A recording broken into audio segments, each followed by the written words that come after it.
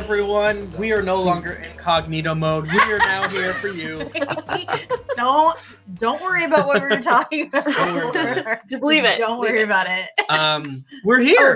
I think there's ads right now.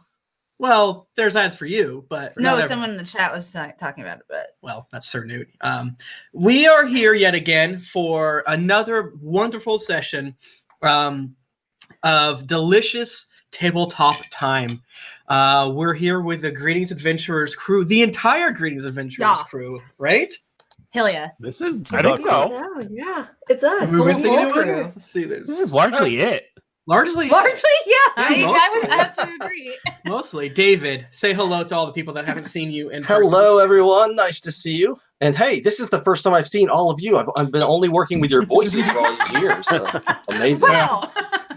You're real people. Yeah.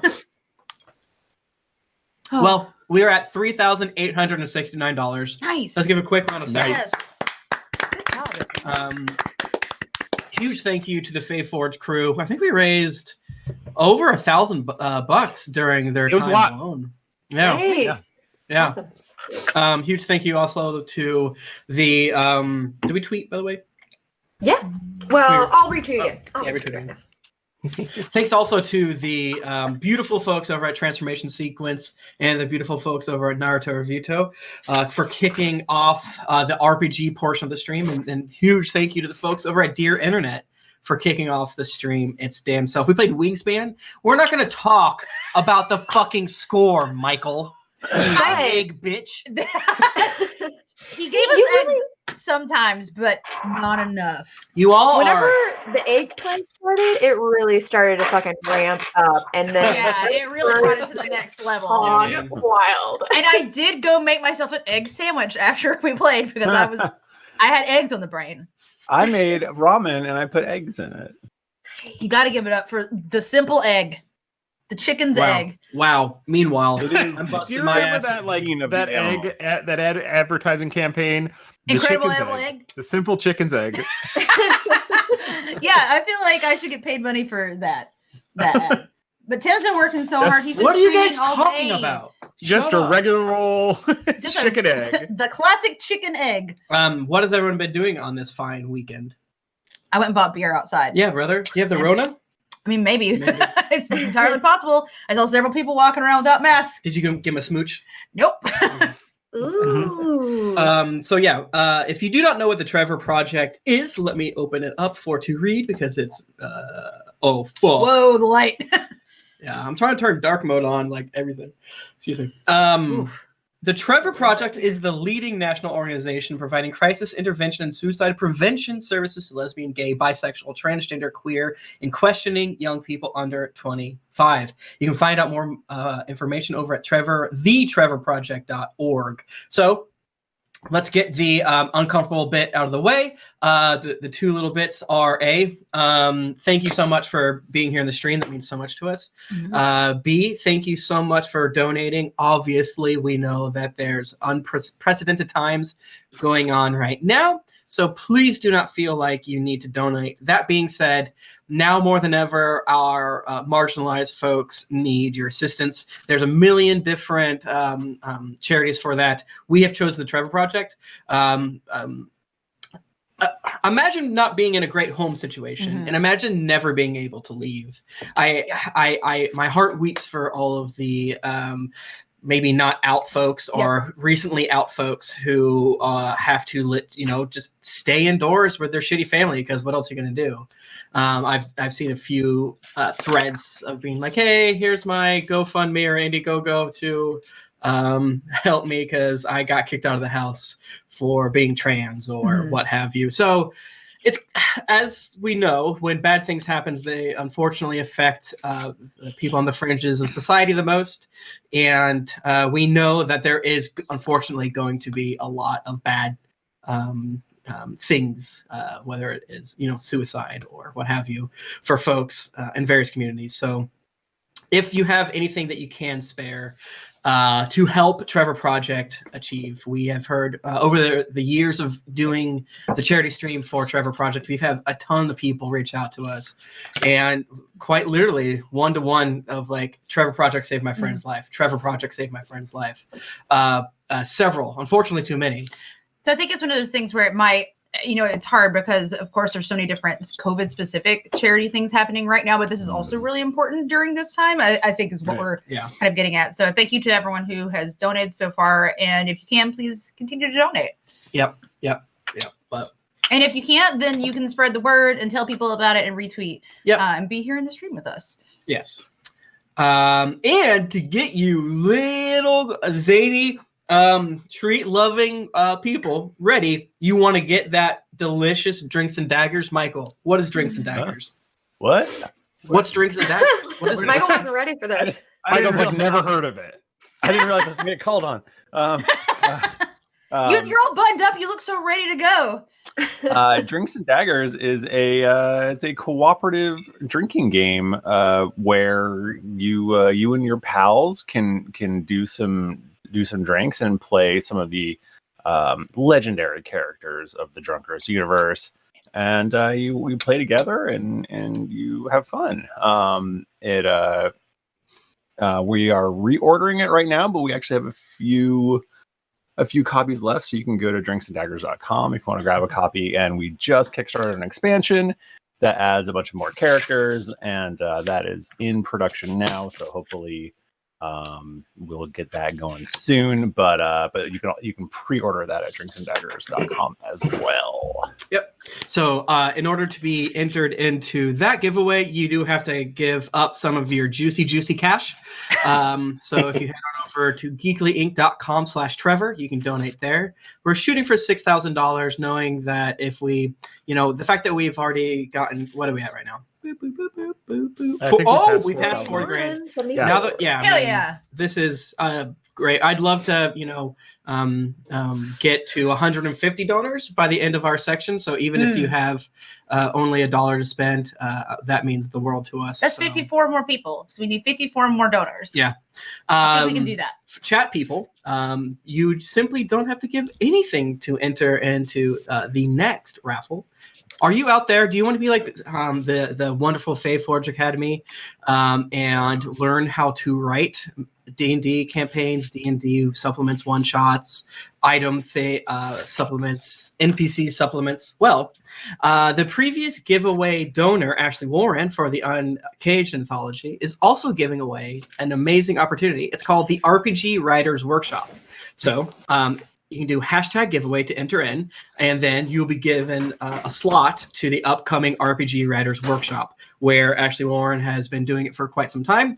And you go through the sort of class, so to speak. And it's like really great for if you want to get published, that's a great way to do it. Or if you just want to get better at writing your own D&D campaigns. It's tailored to publishing adventures on the DM's Guild, but I think many people can get a lot out of it. So that's #giveaway, and you too could be entered into the RPG Writers Workshop. And thanks again to Ashley Warren for donating her wonderful program and D&D supplements. And I will link her Twitter in the chat. But David, you're the boss now. You're the daddy master. Yeah. Michael, nothing to us right now. David's going to be able to call like out the rest of us. David's going to be able to call out all our noises live on air. That's right. If I type, he's going to say something to me immediately. Yeah, I mean, I can tell you right now, out of everyone here, the person I have to take the most audio out of is... Oh, I think my audio just went out. Sorry. We'll fix that in post. Show of hands, which of us fully expected to hear our name there? Because I was expecting not Michael. The rest of us, yes. Yeah, no, I've started editing Naruto Revuto, and I'm like, I'm a goddamn award-winning podcaster. Why do I sound like shit? Why am I screaming into the microphone? Oh. Why am I typing and crunching Yeah. ice cubes? I'm sorry. Can we just take a minute? We just got to $4,200. Yeah, Damn. smoke drugs. Yeah. yeah. Drugs. Only the good kind. Only the good time. Only if you're in a legal state. Wink. Wink. Wink. How did it get so hot in this room? This room is just filled with Tim's hot air, I think. It's just got here all day. beer smell in it from someone Shut up. being there all day. It's hot, a spicy air. fog cloud. Ew. This is spicy. Tim's boy. gonna crack that window open. We'll see if anybody screams Oh, outside. his Indian food's Is probably he not like tooting out the window? It's actually totally fine. The smell is completely fine. It's just hot in here. I didn't come here to get old. Well, what were you expecting? Oh, Was it really $4,200.69? Is that a thing? No. Well, I mean, maybe that was the person who pushed it too. Because we can't see the The I decimal. can't donate cents. But ah. But we believe in our hearts of hearts that that's what it was. That's what it was. That's what it was. Y'all, my character has AC and an initiative higher than 0. Wow! Wow. Congratulations. Nice. This My is personal initiative growth. bad. how many classes is it though? What? 5? It's only one. It's only one. Bullshit. Take the Let me mask see off. it. Take the mask off. Zip. We couldn't handle more than one class. Oh my God. Sorry, not Oh to my spoil goodness. anything. But what is your AC? It's Just 16. Where'd 16. Michael go? It's 16, but it's not 10. You know what I mean? Is Michael I frozen? guess. But I there was you go. frozen. I really couldn't tell if you were just being really still. Yeah. I just took a little micro nap. Nice. That's what I took that on the couch earlier this Microdosing. afternoon. Actually. All right, we're 30 minutes in. Yeah. David, tell Oh us what's shit! up. Yeah, let's get going. Should we? All Do right. we need to start recording or something? Yeah, I was Oh, going to say we are going to record, right? we are going to record this. So everyone, get your Audacity open. Get that audacity, boy. Shit. Bye. David, you're Yes. gonna hear my computer. And I'm sorry, but I'm sorry. Don't yell at him. David can fix it. He's a genius. We plugged in Jennifer's laptop so many times, but this time we shan't. Tim, I'm not mad. I'm just disappointed. Ah, So bad. That's worse. It's worse. Even the So- back, it feels worse for some Everyone, reason. give us $600 to show David he's not mad. I don't know what that means. But All right, has everyone got Audacity ready? Yes. Yes. Yeah, baby. All right, Michael, why don't you do the countdown? All right. On go. 3, 2, 1, go. okay. Recording. Hated ass countdown. What? 2, 1, You go. had a 3, 2, 1, go. The gap was different between every single number. I think my internet is not great right now, folks. Uh-oh. You Oh look yeah, like you you're did just speed up in the middle of that All right. sentence. Okay. All right. Ready? All right. Oh, wait, ready? no, Okay. I didn't Okay, stop it. okay. Okay, I'm ready. I I'm love ready. it. All right. Wait, maybe know David it's should do it. And then Michael, if you're off, that's fine. All right. Sure. On go. Okay. 3, 2, 1, go. We're recording. Okay. Better now. Podcast. Yes. David, go ahead and start Birthdays. whenever you're ready, David. Go All ahead and say it. Michael's being a monster because he Again. My how the turntables. That's All right. right, we don't need Frank in this prank. One shot. All right. Well, since we are 30 minutes in, let's go ahead and get started because we got Yeah. I've got like a whole bullet point to get through, so we'll go ahead and begin now. That'll take at least 2.5 hours, so we better get going. That's right. That's right. Okay. Yes. Am I starting it? I will start. You're doing it? Oh. Yeah, Michael, I am the one who knocks. All right. All right, hold on. Okay, here we go. And we cut to eyes opening up and looking directly at the camera.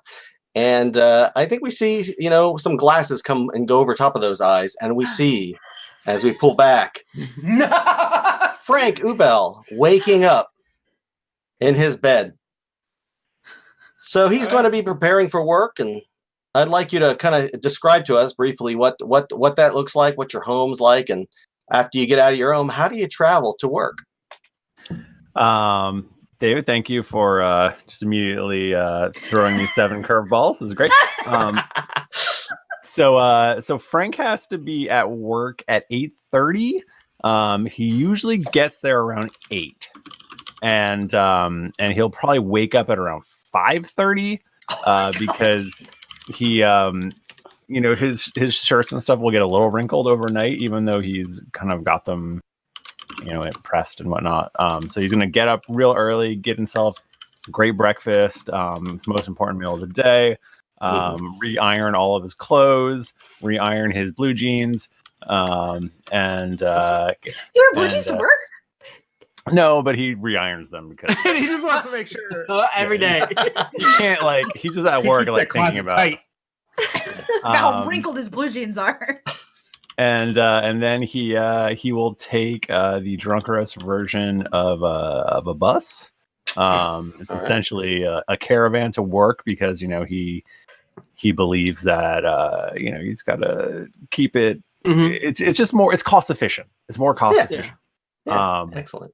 And that's how. Well, excellent. As you hop on the caravan and head off, we'll cut to another caravan, and the caravan is just kind of like a very large carriage, and the carriage is bumping over some cobblestone. There's road. Cobblestone road that's jostling its passengers around. Crowds in front are kind of getting out of the way. It's starting to get a little busy out there in the city streets, and it is still early in the morning. Dew still visible on the structures outside, and there's a handful of people on the carriage. It carries 8 people because it's big. So, Heather, you take public transportation every day to and from work. It's a good 30-minute ride for you, and you happen to be on this carriage. What do you do to pass the time during the rides? I'm sleeping because I didn't go to sleep last night. I don't know if you know this, but I'm important. So I was doing an open club night last night with my little band, and I just got done. Wow. Nice. Describe your appearance. Okay, so she has unkempt hair, but it's just tousled enough from not sleeping to be kind of cool, and it looks natural and not sexy. Gross. Why did my brain think that? Turn horny off. Nice. It looks nice. No horny. And she has on a sweater that is argyle, but also inside the argyle, it's top argyle and then a print. And inside the print, there are 2 wolves fighting each other. And then the argyle continuing underneath. And underneath that, she's wearing a sparkle crop top, and her pants are sateen high-waisted shorts with ripped fishnets underneath. Okay. I am loving it. Yeah, great. Dave, well, David, yes. David. Yes. Now, did you want to do the regular podcast intro? We could, and we can table it and add it later. And add it later. I know you love to add things later. Yeah, I love to add things later. Yeah. We'll workshop that. Okay. All right. All right. David's got it. Okay, he's got it. He's a professional. He's professional. All right. Yeah. So I'll just use audio from another episode, and then it'll be like, and here is David. Hi, guys. We're gonna sound like shit. It's best when the audio doesn't match. Yeah. All right. So across from Heather on this public transportation sits one of your coworkers. You're often on the same carriage route as Turnip, and since you both share the same route, Turnip, and you happen to be, many days of the week you happen to be on the same carriage. So Turnip sitting across from. Oh, sorry. I don't talk to anyone outside of work. Nice. Okay. Now, so Turnip, describe your appearance and tell us what about your travel routine. Turnip is a 5.5 feet tall wildkin. Which is essentially a lost boy, aka. You ever play Witcher 3 up in this motherfucker? Where let's say you're in Poland in the year 1200 and you don't have enough money, so you take your child and you throw him into forest, and then a night hag takes them. That is Turnip. Wow. Now, Heather, can I bring this up to you? Yeah. Turnip probably would be able to give you some sort of like breakfast burrito or English muffin that could cure your hangover with probably magic. If You this got it. was to change any of your scheme, Like maybe you guys like have an understanding. yeah. Like there are no words exchanged. Heather, what would Turnip love? Turnip would love attention, unfortunately. I give Turnip my mixtape. Oh Okay. man. All right. But Turnip is he's a little bit older now. Turnip, he used to be studying in a school for ninjas, but then his friend accidentally killed him. Then he was in the Feywild a little bit, cooking for a night hag that kind of like taught him his ways. But it's been quite some time, and now Turnip works in the cafeteria of where we all work. He still doesn't age, so he's kind of changed from being he has to be in the Fae, but now he's fine where he is now. But he's about 16 years old looking. He has a ton of earrings. His hair, he used to have a long braid, but now the braid is like 5 long braids with just every single color, and like as you go under underpasses and the bus gets dark, you see that my braids glow, and he has a little bit of like dark eyeshadow that also glows. He kind of has like, you know how Sombra sort of glows at certain times? He has some of that going on. This is a very relaxed workplace. He has extreme, I love how progressive it is. Yeah. he has extreme like glam punk vibe going on, and his skin kind of glitters and glows just a kiss. But okay, Frank has talked Now to both of knowing you what I so know- many times Frank, about your outfits. That's right. now that I know what I know about Turnip, can I take back that I give you my mixtape and that we actually like? What if we're in the same band? sure, maybe it's a situation Or where we play the same clubs? I'll go to all your shows of and things like that. I'm maybe one of the few people that you actually will chat with at work. We've been childhood friends. Nice. Well, All you think comes we're childhood together. friends. I've just been 16 for 1,000 years.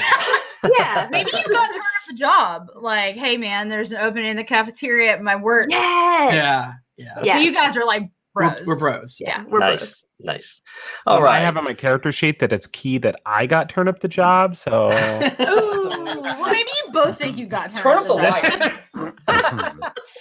All right. So above the city of Paylor's Hope, a single hot air balloon can be seen. 24 robins have little harnesses on their little bodies. These harnesses have ropes tied to them to a basket beneath the hot air balloon. The robins have little bridles in their little beaks. Reins are attached to those bridles, and the reins are held by Misty, who's in the basket. The robin-drawn hot air balloon transport heads towards the marble and iron structure in the center of the city. Misty, you prefer to avoid the traffic below. You've made this trip so often with your same set of robins that your transport pretty much drives itself. Describe your appearance as you look down over the city.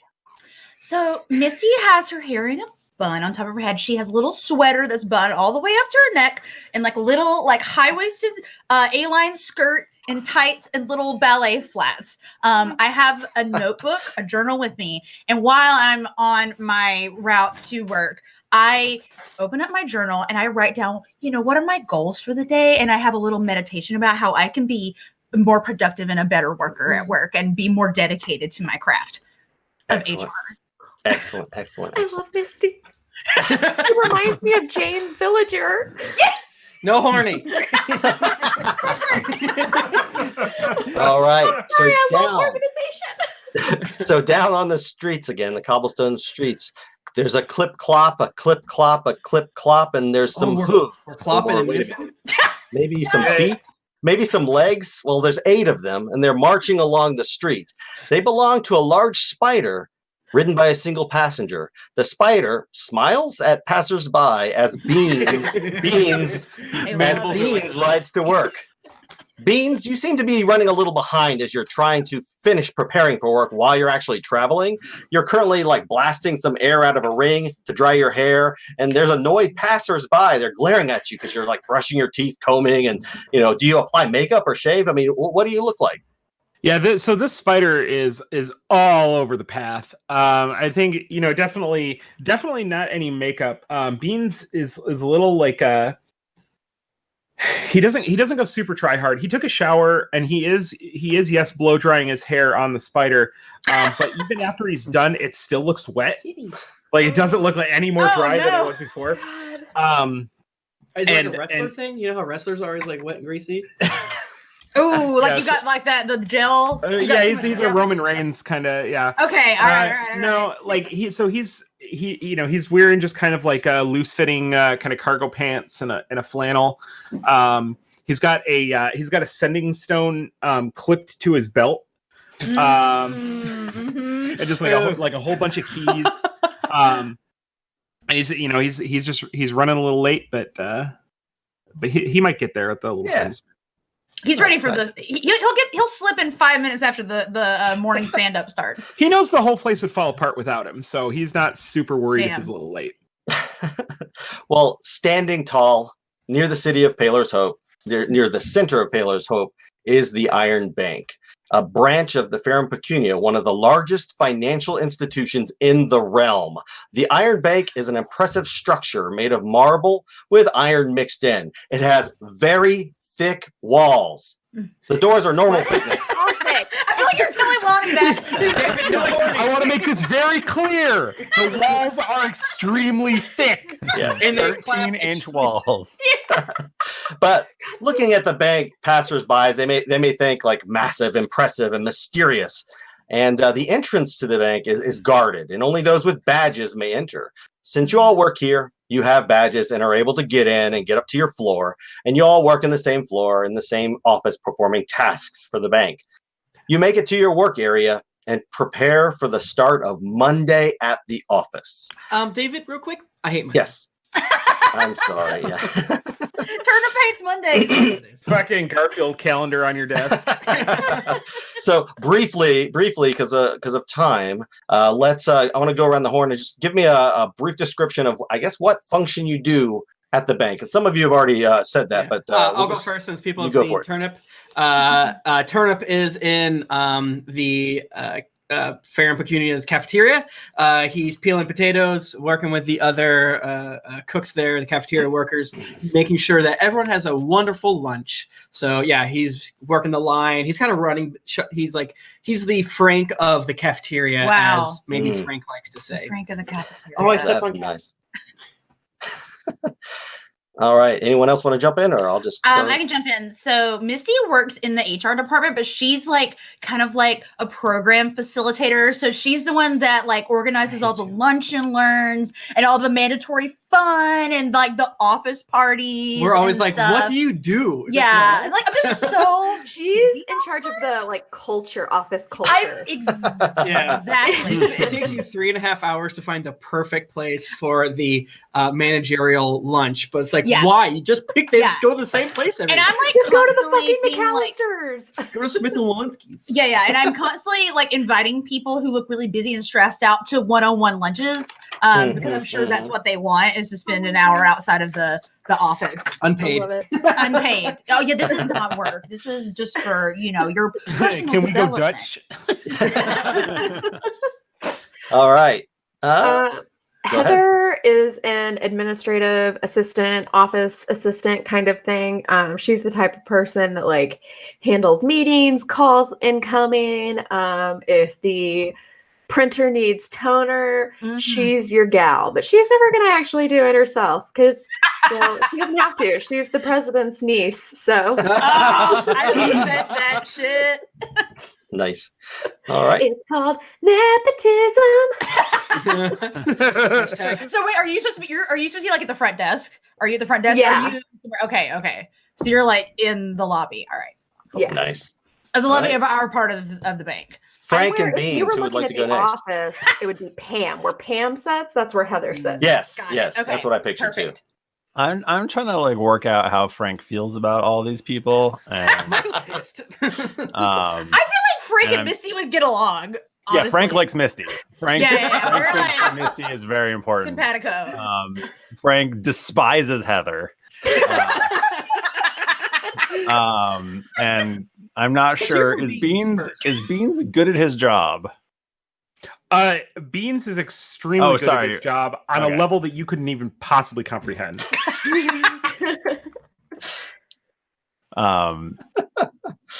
Okay. So Frank is he is head accountant for this this segment of the office, and you know he basically is like narrowly avoids having a panic attack. He did work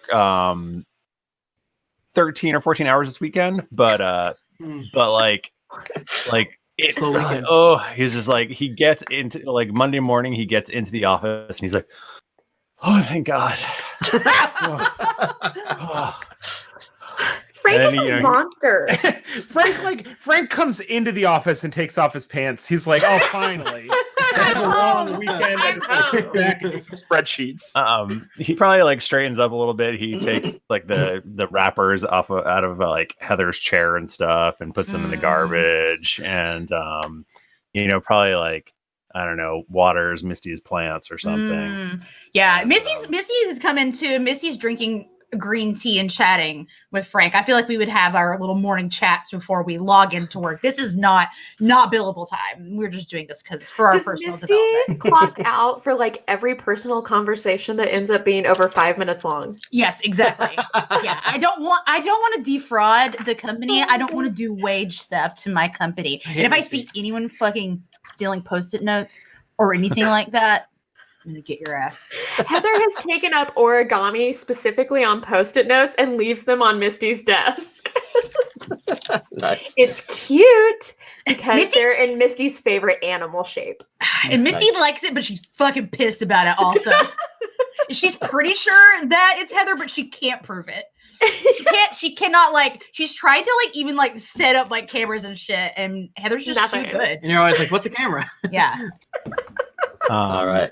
I think Frank probably thinks that we don't need a cafeteria. He wants to do some like the line items. Yeah, like he brings his 4 boiled eggs in for lunch, and like that is all he really needs, and he doesn't understand why other people need, like, why would we need that? And like, especially since Misty schedules outside meals all the time too. If you simply boil yourself several dozen eggs at the beginning of the week, then you're set. Yeah. You're set. That's your lunch and dinner and breakfast for the rest of the week. All right. So, Beans. Oh, yeah. Well, I thought we were never going to get to Beans because, you know, it's typical for IT people only give a fuck what you're doing when there's a problem. I feel like we're all working out our problems through this right now. I know that I certainly am. Some of us are. Beans basically takes care of all of the company's like suspension and docking. I mean, I could go in depth into what Beans does, but you aren't going to understand it really. Basically, anything to do with like stranding or like tensile strength. Beans is the company's web designer, but he also gets tapped to do a lot of IT related tasks. Yeah, do people are like, I can't turn my computer on, and they come talk to you, even though it's like not your job. There is a giant fucking in my job description. I hate this section. There's a giant fucking in bold, big like 20-point font, duties as assigned, and I fucking cannot handle that because my ink quill has been really like getting big blobs of ink on my parchments for me, and I was wondering if you could take a look.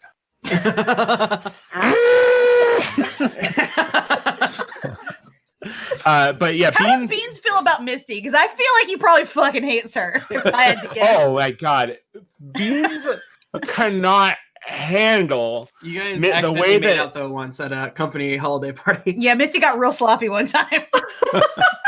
I love it. Heather has the video. Maybe Beans thought that was more than it was, and once he found out, he was he's been real like cold, and maybe your tickets take a little bit longer to resolve than everybody else's. And I'm talking with leadership. I'm like, I don't think Beans is very engaged with work right now. If you send me a ticket and like one of the fields is left blank, and it's like obvious what that field should contain, I'm still sending that shit back. Man. Frank has made a point several times to tell Misty that he doesn't, he still respects her despite how sloppy she got at that one party. I don't know what you're talking about. Like he keeps bringing it up. Missy's eyes get really intense. Like she's like keeping a smile on her face. Like, I think you just misunderstood. That didn't happen. No, I still think you're a good person. I still think you're great at your job. And I'm a good person. So I would never like. I still, totally. Okay, I have to go to my Zumba class now, so I'm gonna go. See you later. Bye. All right. So I just real quick. I don't feel like I made it clear when I say web design. This has nothing to do with the internet or web pages. This is something specifically. I'm specifically fulfilling this company's spider web related needs. Yes. Yeah, it's not. There's an empty corner. Beans is there affiliated with funny. That's right. It clearly says that in your job description too. So yes. All right. So you all make it to the actual office where all the cubicles are and everything like that. And before Turnip goes off to the kitchen area, you're walking around and you see groups of people all mingling and talking before they start. And you notice standing over by the water cooler, which is a block of ice in a large clay bowl, you see a few people. You see Grangeous Flamejoyle. Just everyone calls her Grainy. And you see Grainy whispering to Trinkle Dinklebottom and Doug Dimmadab. and as your group gets a little closer, I see you grabbing the notes. As your group gets a little closer to them, they all kind of hush up real fast and kind of stop what they're talking about. What was the last one? So we have Grainy whispering to Trinkle Dinklebottom and Doug Dimmadab. I feel like I've heard that name before. Yeah. It's from Fairly Odd Parents, right? It's a classic. Oh. I feel like somebody also submitted this. Maybe. I agree. Sorry, Grainy Doug, and I forgot that because I laughed so hard. Grainy Doug? Grainy? Trinkle. Trinkle. Oh, okay. Grainy, Doug and Trinkle. Oh my God. Trinkle? Oh. So they all kind of quiet down when you all are nearing them. I don't know if you wanted to do anything like with that, but I'm just throwing it out there. And they're kind of looking at you. Can Missy do an insight check to see if I have an understanding of what the vibe might be? Because the other thing about vibe check. Yes, I'm doing a vibe check on it. Because the other thing is Missy knows everyone's fucking shit in the office somehow, even though no one even tells her anything. She knows. All right, yeah, go ahead and roll an insight and tell me which one you're rolling the insight on. Okay. Oh, guys, we're at 4,669, and that's a sex number. That is a sex That's a sex number. Nice. Who looks the most like awkward about what's going on? Definitely with when you walk up, Grainy was doing most of the talking. Okay, so all right. She's the one that was like, shh, okay, quiet. Okay, 15. Oh, 15? Oh, yeah, you could tell that Grainy was saying something definitely related to the actual workplace, the office. And she just really didn't feel comfortable with so many additional ears listening in. So I walk up to Grainy. Hi, Grainy. How was your weekend? Did you get up to anything fun? Oh, it was good. And I think it would be good before we begin. Grainy, just a little bit of description. Oh, so yes, you please. know what you're working with. Picture. Grainy dresses in very fluffy outfits from Duchesne's Dress Barn. They were very popular about 30 years ago. Oh my God. Really big shoulder pads, heavily maintained hair that stands up really high over the forehead. Like hair. Yeah, so much spray that you could probably knock on it with your fingers and it's like a rock. Doug Dimmadab, he's just in a too small gray suit, very stiff collar. His fingers, you notice, are covered in toner and looks like small little bite marks on his fingers.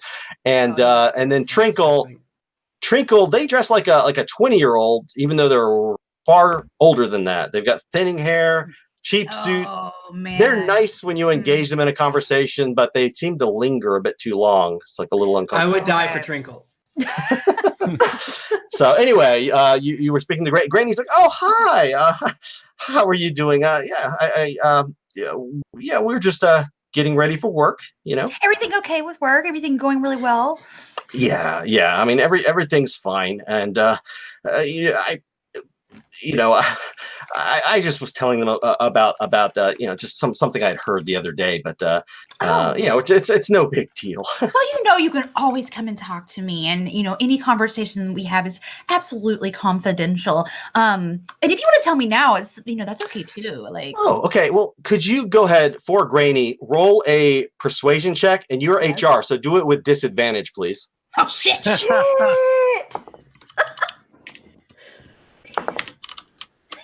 Still rolled pretty good. 19. Wow. Is good. Wow. Well, I intentionally. Yeah, I'm a paladin, but I am a tiefling. So nice.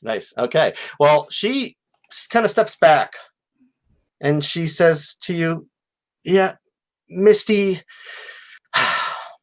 I'll tell you. What I was telling them here is, I'd heard or overheard that we're going to have a visit from regional today. That I've heard big things are going to be happening here at headquarters. I've heard words like layoffs, terminations. I mean, who knows? I overheard our manager Stripley. I overheard him telling Petra about it, and I also know that Miss Umelama knows more, but is refusing to talk about it as well. It's just frustrating. Does Missy know anything about this? You have not heard anything about this. Missy's pissed. Wow, Misty hasn't heard anything about this. Jesus. That's correct. So anyway, that's it. And thank you for understanding. I'm going to interrupt you real quick. I want to give a special thank you to Michael Romick and Michael Sargent for giving $21 at the same time. Unfortunately, that means we passed $4,000, so we did miss another sex number. I want to give a huge thank you to both of them for getting us to a sex number. And they got us through it and over it. Because if we would have got to another good sex number, then we would have waited too long. So now the next sex number is 6,900. Yes. We have to get to. Oh, we do. The way that numbers work, the thing to remember about them is that there's an infinite number of sex numbers to come. That is true. So if you miss one, you can just always keep working for that next one. I was just gonna say we always need to be working towards a 69, a 420, a 777. Well, in Bachmann, right? We got 777. 777. Yeah. So it's $66 more or 233s or who knows what else. That's true. So we have a lot of 96. Let's get those butts on the backs of your heads. Nice. Everything we're saying, please don't feel pressured. Yes. Thank you. So Missy didn't know anything about this. That's correct. Oh. Would Misty come and maybe talk to Frank about it? Possibly. Absolutely, immediately. Okay. Frank. Yeah. Have you heard that we're getting a visit from? Did you say regional? What was it? What did we call them? Regional. Yeah. Did you hear that we're getting a visit from regional? Because nobody told me, and I just don't understand why they wouldn't tell me that. And it must have been an oversight, and maybe they're not even coming. Actually, now that I think about it, because they would never do that without telling me. They didn't book a single conference. They didn't book a single conference room, and there aren't any lunches, and we're never going to be able to get a lunch planned at this time. Wow, that is. I can't believe they wouldn't tell you of all people, but. Why? I know. Why would regional be coming here? Well, Grady was talking about layoffs and other things like that. I mean, haven't we been doing accounting? We've been doing well, right? Yeah, I have been sending regular letters to them asking for them to maybe cut some of the fat, but so maybe they finally got maybe finally listen to us. This is great. I mean, there's a lot of fat we could cut. Happening. Frank, what kind of fat were you talking? Was it maybe like in the programs committee or like anything like that? Receptionist fat, cafeteria fat, web fat. Just can we just pause? Why is there a web team? We don't know. I know we don't know. We know that we don't. What if This place would fall apart without the web team.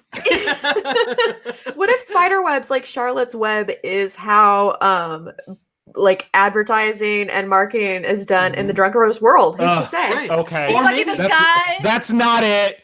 Oh my god. No. Wrong. Let's for a second I forgot Bachmann was in character and I was like, he's gonna replace our toners so upsettedly. Well, that's why I was asking, where's this conversation happening? Yeah, did you pull away to the side, or is everyone still around? Is this in somebody's office? Is this like I met Frank over by the Keurig machine, and I'm like, Frank allows a Keurig machine? Wow. Well, like he found we got a good deal. He hates it. We got a good Heather deal. ordered it, and there was no return policy. Heather orders nice things for the office that you can't return. Like Frank yelled at her for 10 hours. She's like, you can't return it. That Keurig is the reason why if you want to buy a pen, there now has to be a form. Yeah. You got to fill out. She was trying to do a branded Instagram deal with Keurig, but it fell apart.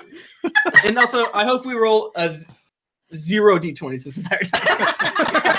It kind of reminds me of when we got really excited about planning our vacations out. Yeah. This is us being the fucking, well, at least for me, and being the fucking worst people that I know at work. And this is therapy. Really enjoying. I love this. This is so much fun. I want a whole campaign of office themed, and I just want to pray, Heather. I think this is a bonus foaming tankard, technically, legally. Yeah. So maybe we can return. Yeah. We can return. All right, so let's get back into it. So we're by the Keurig machine in the kitchen, and Misty is whispering, but probably not quiet enough, honestly. She thinks that she can see where everyone is in the office, so it's fine. Yeah.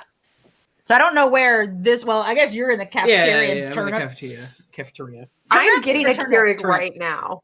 So I'm just literally standing behind Misty the whole time, just not even hiding, just looking at her and listening. I hate that. Oh my god, that's so there is a cobweb that needs to be serviced that's directly behind the Keurig, and I'm standing there super impatient. Oh, he's ready. He needs Michael, that morning Joe. Oh my god, Michael's coming. No, I was too slow. Oh no. Although I kind of had it, but I'm yeah. sweating because I'm having too much fun. I was trying to get a screen grab. Sorry, people were asking in chat real fast. Can all of us just say what class our characters are playing? Yes. So Misty is a tiefling paladin. Turnip is a wildkin cook. Wildkin is from Fairy Fire. Cook is made by Sam Grierson. You can find that on the DM's Guild. He's a cook. Heather is a changeling, Bard 8, Warlock 2. Perfect. Beans is a wild hunt shifter druid. Only a druid, nothing else. Simply a druid. We'll see. Michael, what is Frank? Class Frank is an accountant first and foremost, but he is technically an artificer. I like the idea that the accountant is his race. Yeah. That's just the race for white dudes. Eyeglasses. He's an accountant. Hello. Yeah, you heard me. I love 5th edition, but I hope 6th edition gets rid of race and does species or whatever. Yeah, something. Because I was thinking it today because tieflings are usually bad, and I'm like, no. Fuck you. Level 10, by the way. We're all level 10. Misty is a shithead. We can agree with that. But Misty's neutral good because she has a policy she lives by. Yeah. And that's the difference between an individual personality and generalization. Exactly. That's so true. Nice. Exactly. And with that, you all break apart and you start to get back to your desks or your kitchen where you work. And when you get there, you notice in your inbox a red note.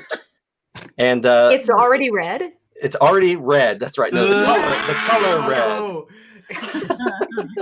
And the red note, that means that you've been given an urgent task that must be completed before you begin your regular work for the day.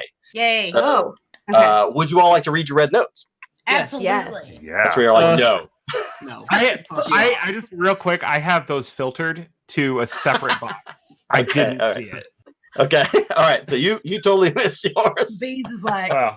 don't give a shit. Like they don't like. There's nothing that management can send to me that's going to be more important than what I already have to do. Beans is So like, I'm just not not my even- problem, man. Nope. I'm on Beans time. Frank's I'm on beat adrenaline time. is surging. This is like this is the most exciting thing. Nice. Oh, he's adrenaline in a good way. Well, that's what I'm saying. Like, Oh He's yeah. like Doki Doki right now. oh, like, don't. All right. So go ahead. David, I'm sorry, I have a question. Just so that I know, who is the most people-pleasing beta person in the office? Probably Misty. Um, Now, you mean in a negative way or a positive way? I just mean like, okay, so like 'Cause Heather's whole thing is that she doesn't do things herself. She just gets other people to do it. So Ah, I assume got it, she would got it. she would read this and then she would automatically forward it on to the Oh, person who you're would gonna be doing delegate it. for her. Yeah. Got it. So Okay. this would probably not be Misty then. And if that doesn't Yeah, work, I'm probably gonna give it to try Frank. person them. And also Misty and Heather Yeah, are you know, frenemies. in the office, it would probably be Frank. I would have to say. I Yeah, think. Okay. But so here's Okay. here's what we'll do. I'm going to jump with each one of you individually and just we'll tackle what you got. So Frank, since you obviously your blood's pumping, we'll start off with you. And so you grab open that red note and you take a Right. read. And looking at it here, it just has a simple. There it is. It just says, "Hey Frank, you have got to find the last box of yellow letterhead. Inventory says that there's still one in stock, and Miss Umelama needs that paper ASAP. Signed by Stripley." And Sorry, I'm cutting out all the time. Who? I missed the two names that you just said. oh, that's fine. So your red letter says that you have got to find the box of yellow letterhead. Uh-huh. Inventory says that it's still there, and Miss Umelama in HR needs that paper ASAP. Okay. So, and looking at the, we'll just go around. Turnip Yes. says, "Hey, Turnip, could you head back up to the small kitchen there on the office floor? It's your turn to clean up the micro lava wave heat rock in the kitchen. Signed by Stripley." Clean up heat rock. Stripley is giving everyone tasks. And Beans, Jamma in the back in the annex. Jamma needs to have their memory upgraded. While not technically your job, your title does have IT in it. Signed by Stripley. Other duties as assigned. Beans would be very upset. He'd be like, I don't know why they sent this through an email. That's a surefire way to make sure it gets done late. I don't know why they don't use the multi-threaded collaboration software I installed. And by multi-threaded, I mean that there's threads above my desk that go to different offices all around the place. And all they got to do is there's a chart. And for different letters, it's a certain number of like twangs of the thread. Just Nice. use that. I would get it right I away. shit you not. My office is trying to do something like this, and everyone fucking hates it to the extent that it's like literally like all you have to do is instead of shooting emails is go to this thing. And everyone's like, no, and they just stop doing it. Yeah. We still have a program that automatically Listen, starts. I'm not and we pulling can't this close shit it. out of thin air. I know exactly where this comes from. Oh my God. I'm having a So panic. Misty, when you take a look at your note, it says, very discreet writing. Misty, please talk with Trinkle about the pornographic magazine found under his keyboard. We must give him warning number 3. If found again, let Trinkle know we're going to be forced to do formal meeting number 1. Signed, Stripley and Miss Umelama. Wait, sorry, whose memory was I supposed to upgrade? No, Beans, you've got to upgrade Jamma, Jamma. Okay. And then Heather, sitting there in your box, it says, "Hey Heather, can you come teach me how to operate the new sending stones? How do I save contact information? How do I place and hold and forward calls? Signed by Stripley. Is this my who? Okay, and Stripley is the boss. The boss. I feel like, are we gonna all actually? Well, I was gonna ask if we were all gonna kill Stripley, but Missy would never. Missy loves Stripley, so that would not happen. Did. All right, so everyone's got their tasks assigned. I would like everyone to roll initiative. Yes. I have actually. This is a true thing that I've never told anybody. Is that I have this like when I get like angry, right? I have this thing where like I'll write my hand, and it's like, sometimes I don't even notice that I'm doing it, and this has made me do it twice already. So my goal is by the end, your hand will just be a bloody stump, right? I'm gonna bite my thumb clean off. David, Turnip got 12. Turnip got a 12. Heather got a 23. Whoa. Jesus. Oh, Jesus Christ. Jesus All right. Christ. Try hard. I'm sorry. So let me just quickly tell you, Missy rolled a 5, so my initiative is a 4 because it's negative. Oh my Heather's God. like, I rolled a 23 on my own. Sure, my uncle gave me a +10, but I did take a courtier background, so I'm rich. All right. I'm sorry, I'm getting so into this RP. Is Heather the type that's like, oh, can you grab me a Starbucks when you go out, and then like never pays you back? Oh, I get you. Oh yeah, I keep a total in my head. I'll get you next time, girl. And You then know, happy hour. I got your first drink, but then I always show up late. Yeah. We have to defeat Heather. 15 for Frank. I have a 21. So 15 for Frank and 21 for Beans. Frank and Beans. Okay. Everyone's so good except All right. So Heather, with your 23 and your task, what would you like to do? Okay, who is the closest intern to me? The closest intern to you, we'll just say it's close enough to an intern. We'll say it's Petra.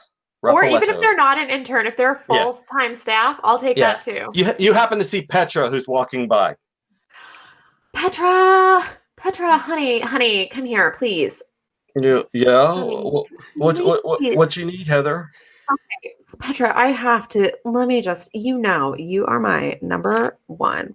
I love you so much. Remember that time whenever your cat got sick and I didn't post my Instagram so that you could have a whole hour of your sick cat? I'm calling in a favor. I need you to please teach Stripley how to use these sending stones. He asked me to do it. I am swamped here. Frank has 4 meetings this afternoon, and if I don't schedule them, then I can't go to sushi with Thomas. And you know how much I have been stalking Thomas's social media. And he finally broke up with Jessica. Oh my God. Well, and as this conversation is going on, just picture Petra is a pretty thin Goliath. So you're looking up at Petra, about 7 feet tall. Could you hold her hand the whole time? Go ahead and give me a roll.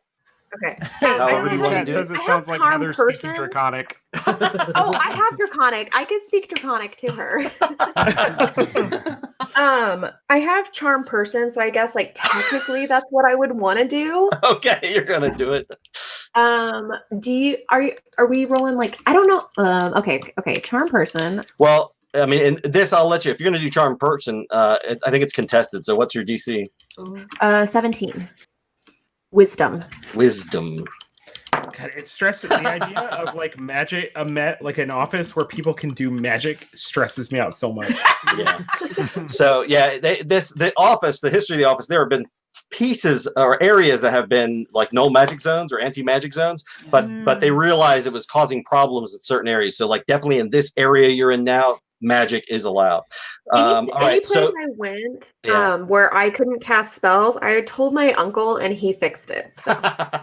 All right. Well, let's see. Petra says, glazed in their eyes, and says, "Yes, I will do this for you." And Petra turns and walks in towards the office manager's door, Stripley's door. And then Heather just goes, delete. It opens up social media. All right. Nice. All right. So Beans is up. Beans has mastered the art of making sure that nobody can stop him in the hallways and ask him to do some shit while he's while he's on his way to go do something else. He doesn't want to be stopped. So I'm gonna use pass without trace. And I'm just gonna like. Oh my god! And Bachmann, I'm an IT manager in real life, and I love you. Yeah, I want this. I want this. Well, and I'm like hardcore, like this in real life, not Beans. Like I'm hardcore ADD, and so like if I have like my mind focused on something, and then somebody stops me to do something else, that thing that I was on my way to do, gone. It's like I never knew about it. Oh my god, it's the worst. All right, so pass without trace, or go for it. Yeah, and I'm gonna make my way to Gemma's desk. All right. Yeah, go ahead. Oh, briefly, as you walk into Gemma's desk, she actually no, we don't know. You don't know the gender of Gemma. Gemma actually, this person, and that's fine. This person, they are the type that you see them coming in. They have a tons of sweaters. You've seen it, very bulky sweaters, all year long, and they always wear a knit half and everything like that. You don't even know what race or any of that. I'm not even Gemma's sure back if there. There's a person in there, or yes, just a pile of sweaters people have left on a chair. Yeah, and Gemma's always the one that's in the back, very quiet, doesn't really talk. It's Misty's the only person who's ever heard Gemma talk. There's a person in there, like it's a spiders. That's too full spiders. So Gemma does kind of shift when you walk into their office. Okay. I'm gonna assume Gemma. You said Gemma needs a memory upgrade. Gemma has been forgetting tasks that Gemma is supposed to do. This is a legitimate, actual memory upgrade to Gemma. I'm gonna go in super condescending. Yeah, you do hear a little voice, and you're one of the few that's like, I have been forgetting things.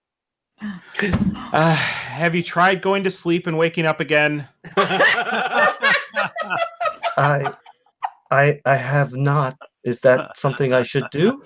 I'm gonna go and I'm gonna like really quickly pull on some specific hairs on Gemma's head, and then be like, "Yeah, I show that you haven't gone to sleep for 2 weeks. I'm gonna need you to do that real quick." Then wake up again, and everything should be fine. Give me a call if it's not. All right, go ahead and give me. I need a roll, a appropriate roll for the configuring of the memory. Oh my god! How do I give just an intelligence roll? Because I'm so fucking smart.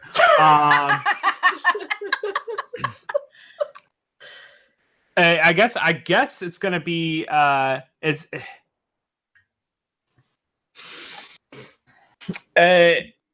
could I roll perception that I'm right? Yes.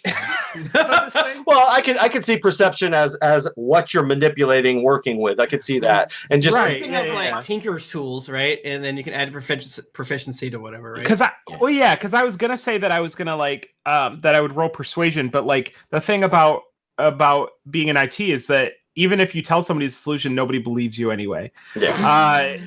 So I'm just gonna. Yeah. And David, I gotta assume Gemma is a Warforged.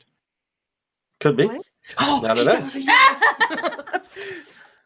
That's a 20, which is a construct Arcana. Oh, what was that? A 20 total. Oh yeah, that was a complete success. So I guess you want Gemma just takes a little cat nap right there as you walk out. Mm-hmm. All right, excellent success. And we are on to, looks like next up is Frank. Frank. So Frank, there's a box of yellow letterhead somewhere in this office, and Miss Umelama really wants that. So just so me, Michael, and David are on the same wavelength. If I'm searching for something here, that'd be an investigation, right? Yes. Okay, thank you. Because I'm good at that and not great at perception. Yeah. Okay. Frank takes a deep breath and he's like, I know this seems menial, but is it strictly? What is the Strictly. But if Strictly sent me a red urgent note, then it's got to be critical for the office. So this is very important. I know what I have to do. And he opens up a drawer and he takes out his employee of the month vest and he puts that on. Oh my God. And he's like, all right, I can do this. And then he is going to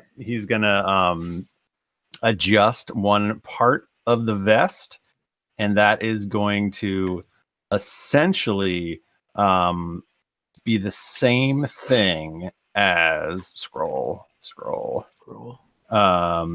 casting enhance ability on himself. Okay. And so he's gonna cast Fox's Cunning. Mm. And he goes, all right, I can do this. I'm gonna find these things. And I guess I would just investigate to search go for to it. find these things. Okay. All right. All right. I crit. I rolled a 10. Nice. Nice. Hell yeah. Oh yeah, yeah. And you I walk. Yeah, go ahead. I You rolled a walk 20. straight back, and you find them like that. It was like pretty obvious. They were pretty out in the open. Don't know why Miss Umelama didn't find them herself. So, did you want to drop and give those over to Miss I Umelama? bring them to. Oh, he did. Oop. Sorry, what was that? There you go. That's okay. So, were you bringing them back to Miss Umelama? Immediately, yes. All right. So you walk back into the annex where Miss Umelama's sitting, and she turns and sees you carrying the box, and she says, "Oh, hi, Frank. It's always a pleasure to see you." It's great to see you too. What is her role at the office? She's like kind of over HR, so she's probably really good friends with Misty. Yeah, she's my boss, and I love yeah. her. Yeah. It is always a pleasure to see you, ma'am. Here's the letterhead you needed. Oh, well, thank you. Box. Thank you so much, Frank. Thank you very, very much. And Frank, just moving forward, you can call me Becky, okay? Becky! Yes, Oh, yes, I was boy. yes. just saying how much I miss Becky in Stecky. And Greg, I'm Becky. I made a Constitution saving throw. Can we? 17, okay. I made it. I don't know what to say. I'm honored. Thank you, Becky. I will absolutely do that. Oh, thank you. Thank you. You have a wonderful day. Okay, you too. I'm gonna All go right. right to Misty's desk and be like, Misty, yeah. Miss Umela Mama said I can call her Becky. What? She said I can call her Becky. Are you kidding me?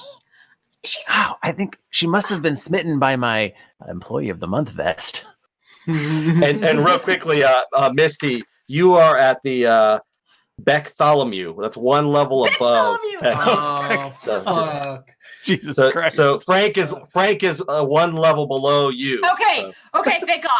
Oh, I forgot the Wow. I level. forgot about the rules of this. Toby Frank, did really good though. Frank, I'm just so happy for you. And I just know that one day, like pretty soon, and probably like maybe like a year and a half or so, you'll get to the Bartholomew level just like me. I totally believe in you. I'm rooting for you. Oh, thank you so much. Oh, What what a Monday. My heart is soaring. I know, isn't it great? I hate you too. I think it's both funny that like Michael probably did the groundwork of like Oh a yeah. huge chunk of this, and all of us like, yeah, man, it's hilarious. Two, Jennifer has not been in the bank at all, and I think that is also hilarious. We got the $5,000. Yeah. Oh my Wait, what do you God. mean I haven't been in the bank? Well, because you missed the Office Sona episodes. Oh, 'Cause you went to- That's right. Shit. That's right. Yeah.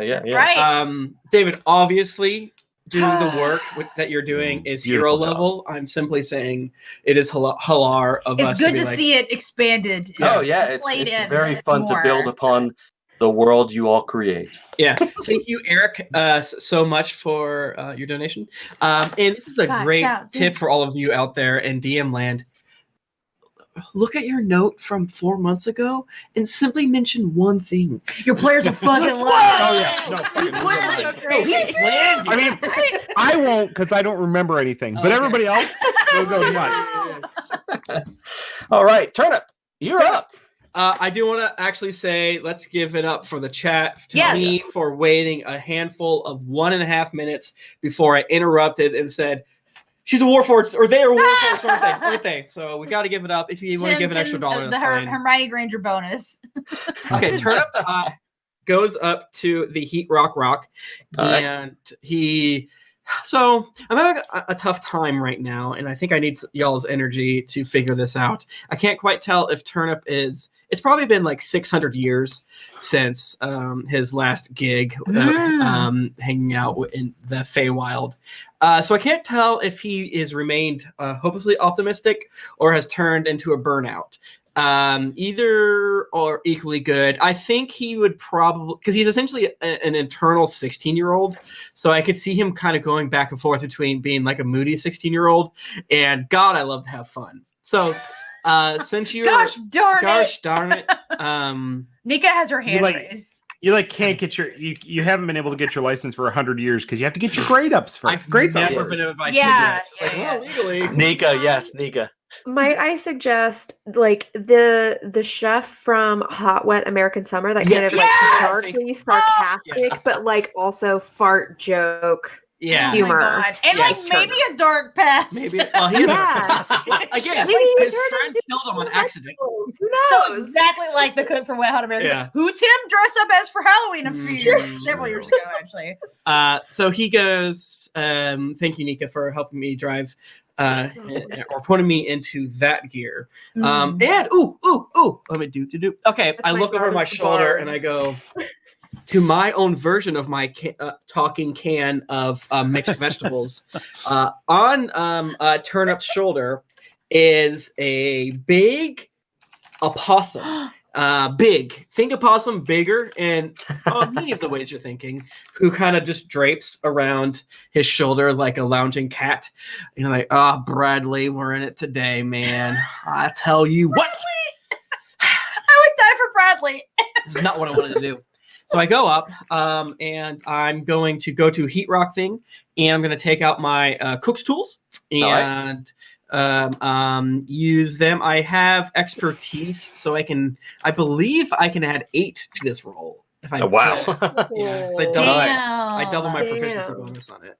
But actually, how does that work? No, it's not double. I just get to add it.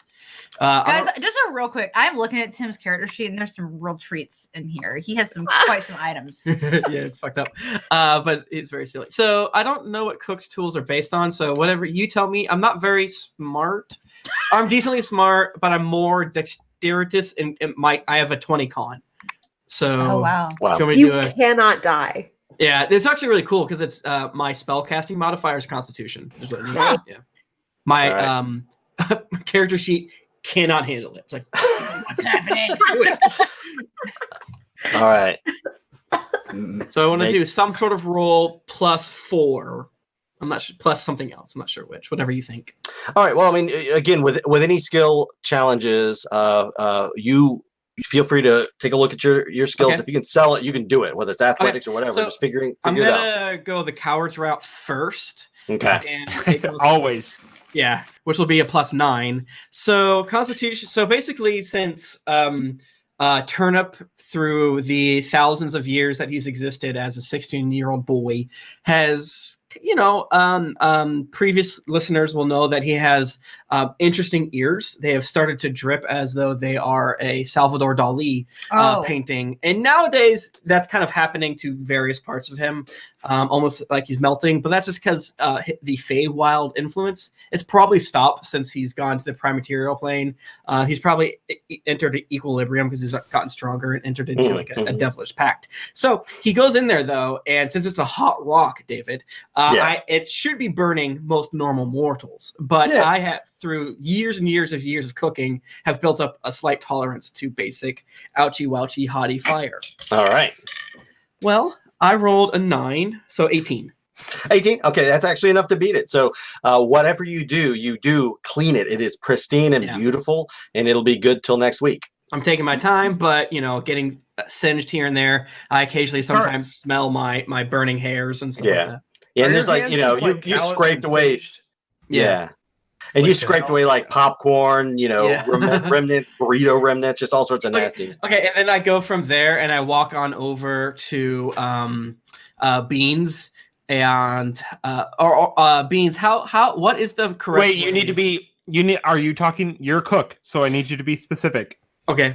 Are you going to Beans the character or the pot of beans? My pot of beans. No, I go over to Beans the druid, the shifter druid, and Bachmann, Turnip basically asks to send your new system an email out to like, do not put a bagel with cream cheese in the upright cooking stone, please. And Bachmann, I don't know the perfect way, but Turnip does, and it feels like cool water on a hot day. I think Beans understands your frustration with like I think Beans has like a certain like camaraderie with anybody who's like outside. Yeah. Anybody who's in like a support role, the working in class, the office, so to speak. Right? Yeah, exactly. So I'm like, oh yeah, absolutely. Don't worry about it. Yeah, so I go to Beans and like, just tell them that these, we probably have a simpatico relationship. Like, I'll tell you what, these fucking pencil pushers, there's an entire potato filled with like salt and butter inside the heat rock. I'll tell you what, man. Anyways, come on down to the cafeteria. I'll give you your favorite treat. I'm talking like standing by the wall, sugar water. I'm the alien from Men in Black. Yeah. Actually, we all are. And I think if you don't say that you're not the alien from Men in Black, then you are. But I go to the wall and I'm just like twanging in like a rhythmic thing. I'm looking at it like, that was easy. I'm sorry, I wasted your time. I should have done that myself. But again, don't worry about it, man. All right, peace out. See you in 28 minutes. And let me interrupt my own self actually and say yet again we are have two open prizes right now. One, if you're a donor, you can win a beautiful copy of Drinks and Daggers, one of my favorite games, and I've said it 10,000 times. I'm not just blowing smoke up Michael's ass. I simply it's actually legitimately it's a good really game. fun. Yes, The art's so fucking good in it. It's a really great game. We've had friends who don't listen to our podcast play it and they love it. So if you're a donor, you're entered into a chance to win that. John will handle all of that. And we are giving away with hashtag giveaway in the chat a chance to win a slot in the RPG Writers Workshop, which again, it's a specific very cool though. Very cool. So it's not for everybody, but also that's what makes it radical. And I entered it in July of last year and it was super cool, but I was so busy. But I got a lot out of it just from like also, barely doing 10% of the work. From what I understand of it, if you are thinking you might want to run a game in the future, something like that, this would be a great thing to enter. And if you potentially win, it could give you great tools for creating and starting that game. Yeah, actually, Warren does a specific bundle every year too. So if you are looking to like enter the world of D&D publishing, you know, the number one way to get a job at Wizards is to create, right? And I mean, there's a billion people doing it, but you got to start somewhere. So if you think you ran such an amazing session for your players, you're like, you know what? I think someone will give me $1 for that. This program that actually, and I think probably other people run too, is a great place to start. And I think it would be a good place for you to go to. I've never written anything, but I've been applying for a job at Wizards for years, and I just keep putting down that I'm a quick learner, and it hasn't worked. Well, as you said, he's never written anything, so he just calls their like number and keeps pressing 0 until he gets something. Like, I learned. It fucking works. Nice. All right, let's bring it back, and it's Misty. it's time to get serious. You've got to talk with Trinkle about the pornographic magazine found under his keyboard. So we're flashing to the meeting with Trinkle and Misty. They're in one of those conference rooms that's all glass and it's very small. Everyone can see completely into it. Oh no, I hate those. No. Fishbowl. Yeah, the fishbowl cast. Yeah, exactly. Trinkle, thank you so much for accepting this meeting invite that I sent you 15 minutes ago. It's really, it's just really great to talk with you. And if you can join me really quickly on an exercise, I think it will be really helpful for both of us. I would like to cast Thaumaturgy right now. And I want to make almost like a little movie happening. I want to show Trinkle with his pornographic magazines at his desk. And then Trinkle goes home and it like flashes, kind of like does like a flash forward to the future. Like you see him moving through things, and he's at Christmas by himself. No, he's at his birthday party and no one came to it. And then it goes forward, and he's in a nursing home completely alone. And then there's a funeral and no one's there. And I'm like, so this is not the future that we want for you. Oh my God. No. Okay, when you make your roll, have advantage. Jacking off. and honestly, like if I can interrupt. That's true, everyone in chat. I know we're raising money for like another good cause, but stop jacking off, please. If you do, you will die alone. All right, when you make your roll, Misty, when you make your roll, you have advantage. I'm gonna do an intimidation roll. Yeah, remember when the real person you're jacking off is yourself. Wow. Oh, thank God. So that maybe is the true friends are the ones we jacked off along the way. 26 on old Trinkle. Oh my gosh. So you turn from your movie and you look at him and yeah, do you need thank you. Not for that. Thank you so much. Okay. Yeah, you know what? Trinkle, if you need to talk to me anytime, I'm totally here for you, and it's very confidential. Okay. I think I'd like to do that maybe tomorrow. Yeah. Why don't you like go take a little walk and then come back to work and and make sure don't charge your time for that. That's your time. Go to make whiskeys. What you were gonna say, and make sure to clock out before you leave the building. Yeah, just clock out. And then when you come back, everything will be fine. We don't have to talk about it again unless it happens again, in which case we will definitely talk about it again. Okay. And at that, he reaches in his pocket and pulls and hands you a magazine and walks out of the room. Missy's holding it with two fingers. Was this in like a conference room? Yeah. Well, fishbowl conference room. So while that's happening, like maybe like off to the side, you see Beans just kind of like whistling as he's strolling through the hallway. He strolls into Trinkle's office. Damn it, where is it? And then strolls out. Nice. Lanning has definitely asked our IT people at my current job. So you guys look, or what's the story? What's the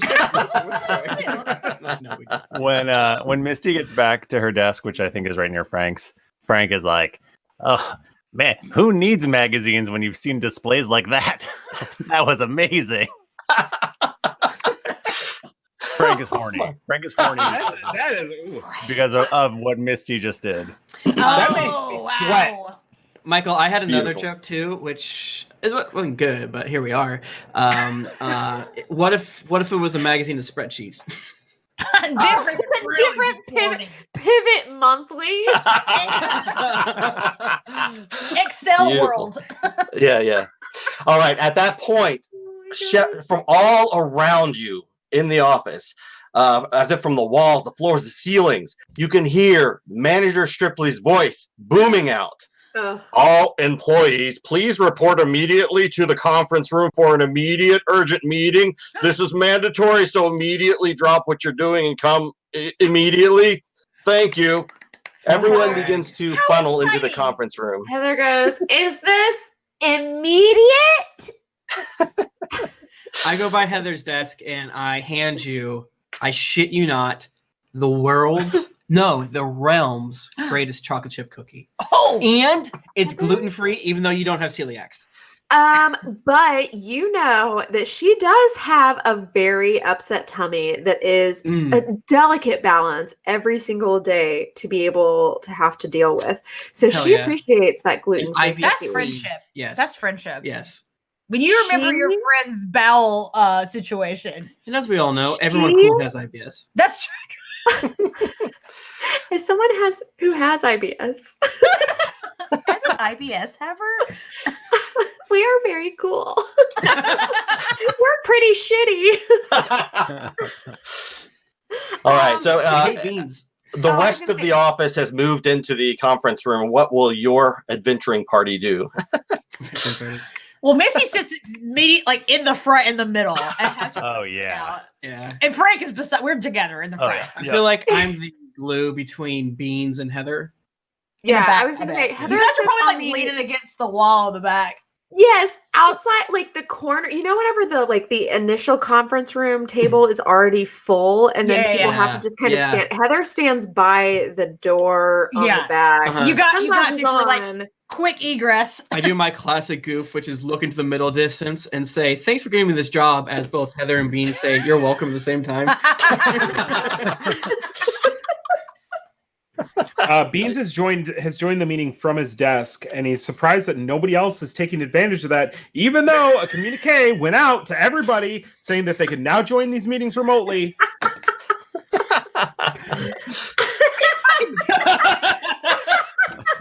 For those of you listening to this, Bachmann just drained his whiskey or whatever brown beverage he was drinking. Spider piss.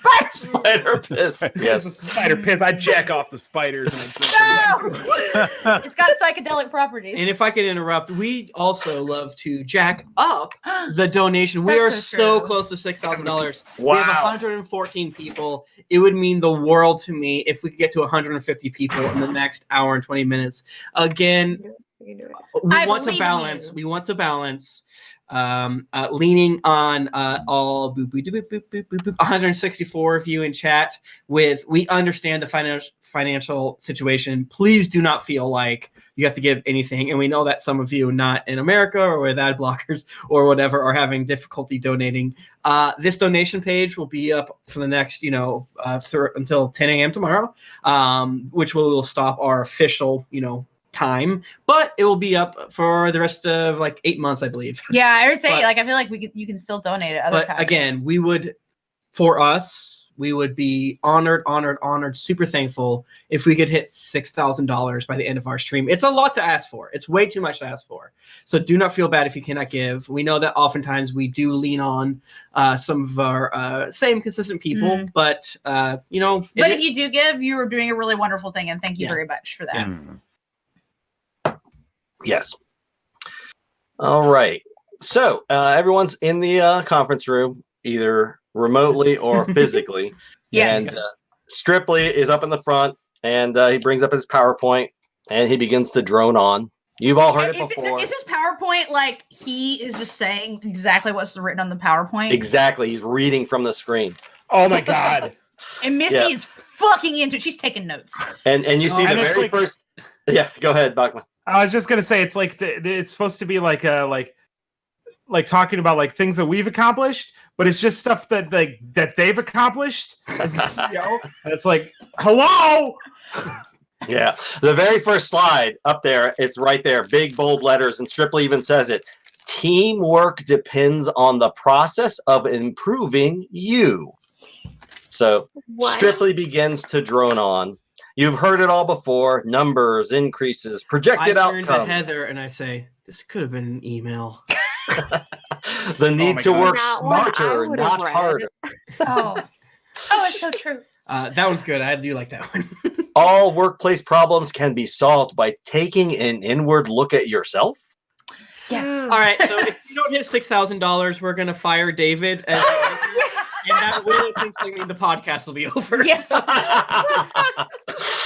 Loyalty first and foremost, and of course, crushing the competition. Missy turns around and kind of claps and looks at everyone. Which that leads me to introduce our two guests. May I introduce Polly, our regional director, and Osiri Draculis, our head of accounting. They have come to speak to you about a great opportunity for Ferrum Pecunia. David, when does this take place? It's a mystery. It's a secret. Harper's alive. During all of this, Harper's in the background being like, I want to cash this check. Eat lollipop. And then he's like, I'm just going to go look at this wardrobe. I gotta go get a wardrobe. I gotta go get fitted for Aluja's wedding. Yep. So in walks Polly. Polly's another Goliath. She's 7 foot tall. She's got a very thin build and full business suit pants and a tie. She's got a Tilda Swinton-ish look to her face and her eyes. Let me get this on right right. Calm down. I won't. And of course, next comes Osiri. He's a distinguished, bald, Ben Franklin-looking hair kind of guy. He's got shoulder-length black hair on the sides and in the back, and he's wearing a full black suit, shirt and tie. The suit looks to be made out of like black pleather, but he makes it work. And they both walk up in front of the group, and you can hear gasps from some of the people, like, you know, holy shit, OMU, and huh? And so Osiri. OMU, oh my Uthgar? Yes. Oh my God. All right, everyone give $57 for Bachmann. You got to. You fucking have to, man. That's just how I eat them. He's a dad. Let's give it It's how dads eat I almost said hot dog because someone in the chat said hot dog. Probably that too. If we could get 33 more people for our deep-throating daddies out there. Wait a minute. Is it the clip where I deep-throated? Yes! Of course! Okay. You just did it! Yeah, you did! I always do that. You can't do that. Ow. Wow! He has no gag reflex. We have to contact his dental hygienist to let him Bachmann, you're making me so hungry right now. Morning chat. Spray him, Tim. Spray him. Chat. Stop. Okay, bringing it back in. David, you're a hero. I love you. So, Polly goes to you and says that Osiri and I are here to select a handful of employees from this very room for an important meeting. This meeting takes place in 2 hours at Maston, Griggs, and Stanley's Glane, Jewel of the East office. And if anyone wants to give me a history roll, you may be able to find out what Maston, Griggs, and Stanley is. I feel like Jennifer's in full. Frank, you've got full advantage. Mode because she's making so many notes. I actually am making notes, but my history is very bad. It's I got a zero. +0 to history. Let's go. Oh no, Frank's I got 29, which includes fucking drop it, bro. Damn.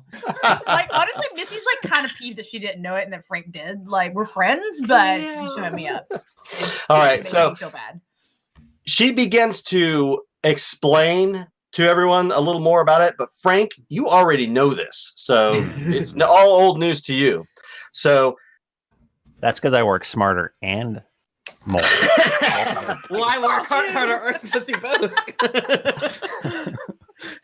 Nice. All right. So, Maston, Griggs, and Stanley, it's a building and construction firm whose reach rivals that of the Fair Pecunia in the market to do business. This is getting very close to home David, for me. what did you say? Yes. So, if we so do I'll a back up. patent law firm by the end of tonight, we're gonna Yeah. So, Maston, Griggs, and Stanley, they are a construction and rebuilding firm, and they are big. They're a big deal. For those of you listening at home, is what Jennifer does. That's yeah. Oh, nice. Okay. I work in the building industry. Nice. All right. So, as you know, they're the leaders in the rebuilding of Drunkeros since the fall of the filthy, chaotic, and lawless demon apocalypse. Osiri can be seen shaking his head in disgust. They have their fingers everywhere, and they bring a lot of money with them. And again, as I said earlier, they're in the market to do business with a financial institution. This is really so close to my job. So Maston, Griggs, and Stanley have met with and eliminated many financial institutions and narrowed their search down to 2. Irim Pecunia, us, and Corning Stoneware Community Credit Union. There's gas. Yes. Fuck them. They're really second rate, honestly. Osiri and I are here to select a handful of employees from this very room for an important meeting. The meeting, as I said earlier, takes place in 2 hours, so we've got to find our crew, and we've got to get there to Glane, Jewel of the East office. So we need some volunteers. Who's going to volunteer to represent to be the best of Fair and Pecunia? Heather, hell yeah. Yeah, just because if you're talking about the best and you don't include Heather, then you're not talking about the best. Wow. She just heard the best and put her hand up. Yeah, and there's some other hands, around. Gemma kind of just sits in the background, doesn't really do anything, and there's a few others who look down. Go ahead, David. Oh God, someone who starts to raise their hand. Heather just like walks up to them while her hand is raised and puts their hand down and steps back to the wall with her high heels. Like this. Nice. All right, so without even looking at all the hands that are raised, immediately Osiri just kind of jumps up, steps forward, and goes, "Misty, give me an example of recurring income, quickly." Misty just went away. Misty's gone. Oh, damn. We'll move on to Frank. What is an example of a macro factor in planning a budget? Interest rate, pay raise, or personal health? Can I roll for that? Beans. How does Fair and Pecunia use financial accounting information? Approving lines of credit? Making purchasing decisions? It's like a solid minute and a half of silence. Oh, sorry, I was muted. Turnip, what information does a balance sheet show? Net income in a fiscal quarter? Financial position of business at a specific date? The first one. Sorry. Heather, which group should make use of financial accounting information when determining whether to open additional locations? The suppliers, the customers, or owners and managers?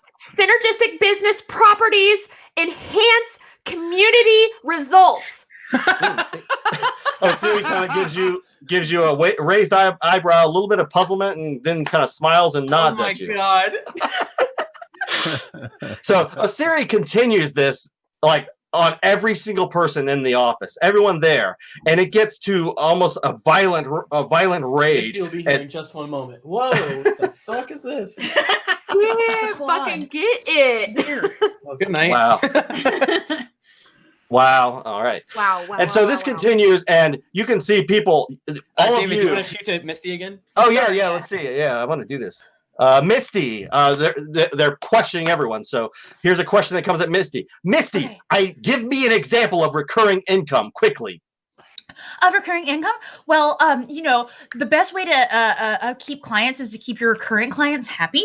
So I think that if we just show them the current clients that we've had for a really long time, then that'll be it. All right. Excellent. And so this questioning continues all the way around for everyone in that meeting, and everyone's leaving. They're like walking away, crying. They're all just worn out. And it comes down, and the five of you are the only ones left. And of course, Beans is still connected. Maybe you're... And so at that point, paying attention anyway. Yeah, exactly. At that point, Polly interrupts Osiri. Real quick, Nika, do you have a question? Or are you still raising your hands? No, I am raising my hand. I just need to just run away for the quickest little 45 seconds, and then I will be right back. I actually take a quick 2-minute break, a 3-minute break. Okay. Yeah, let's do it. Yeah, Okay. everyone get a I'm good. I'm good now because I went downstairs and grabbed beverage. Oh my God, I feel like I'm working out so many of my work issues right now. This is very good. I'm laughing at the concept of anyone that I work with actually listening to this. I thought about naming my character after someone that I work with, and I was like, maybe I shouldn't do that. Yeah. Just in case. All right. Yeah, it's. Oh, I was drinking a beer. I was drinking so it's from a brewery that's like right down the street from us, Idle Hands, and it's a honey ball. It's an IPA, but it's like a 6% one. But then Tim was scared because I've got this quad, which is, what is the percentage on this bad boy? 13%. Hell yeah. So, good night. I'm currently pitching to Hugo because years ago Hugo did the art of me getting sucked off by mint chocolate chip ice cream. I remember. I remember that. I'm telling him just add because I was pitching to him like me deep throating a popsicle, but not like a popsicle, like an anthropomorphized popsicle with a dick. Just deep throating the dick, like it's a giant popsicle with a dick. I love it. I love it. Yeah, and just add that, just add that to the whole thing. Woo, Tim, you taste this and see if you want to get a different bev. I'm not sure if I like it. I love it, but I don't know if you will. You might have to get yourself a different bevo. Go back. I'll fuck with that after having so many. Ooh. Never mind. He's scared. I love quads. David, you're doing a great job, bud. Thanks, I'm having man. such a good time right now. I already know I want to be back in this zone again. That's funny. I'm like sweating. Oh, but I'm gonna power through. Yeah, no, I'm sweating also. Oh, now we open the window, so there's a little more water coming through the apartment. I was good. I didn't really. I mean, this is like the first time drinking today, so I'm good. Tim's been drinking for longer, so he's gotta keep it contained. Yeah. The chat was concerned about they told us to drink water. I mean, I should still drink water.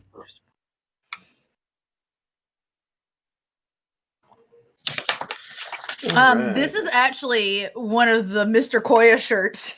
I don't know if I said that earlier. Yeah? Yeah, it's Tim's that he got because they ran kind of small, and I was like, I bet I could wear that. It's mine now. Nice. None of them fit anybody. Just me. I don't know if Nika's fit. I think Nika ordered a couple of them None too. of them are fit. Yeah. It was like 2 sizes smaller than it actually. Yeah, they took slim fit to another level. Mr. Korea, you can still sponsor us though. That's cool. Nice. I don't think they ever actually ran the ad. Really? We just got the stuff. Something like that. Huh. Yeah. Interesting. I think there's something wrong with their store or something. I don't know.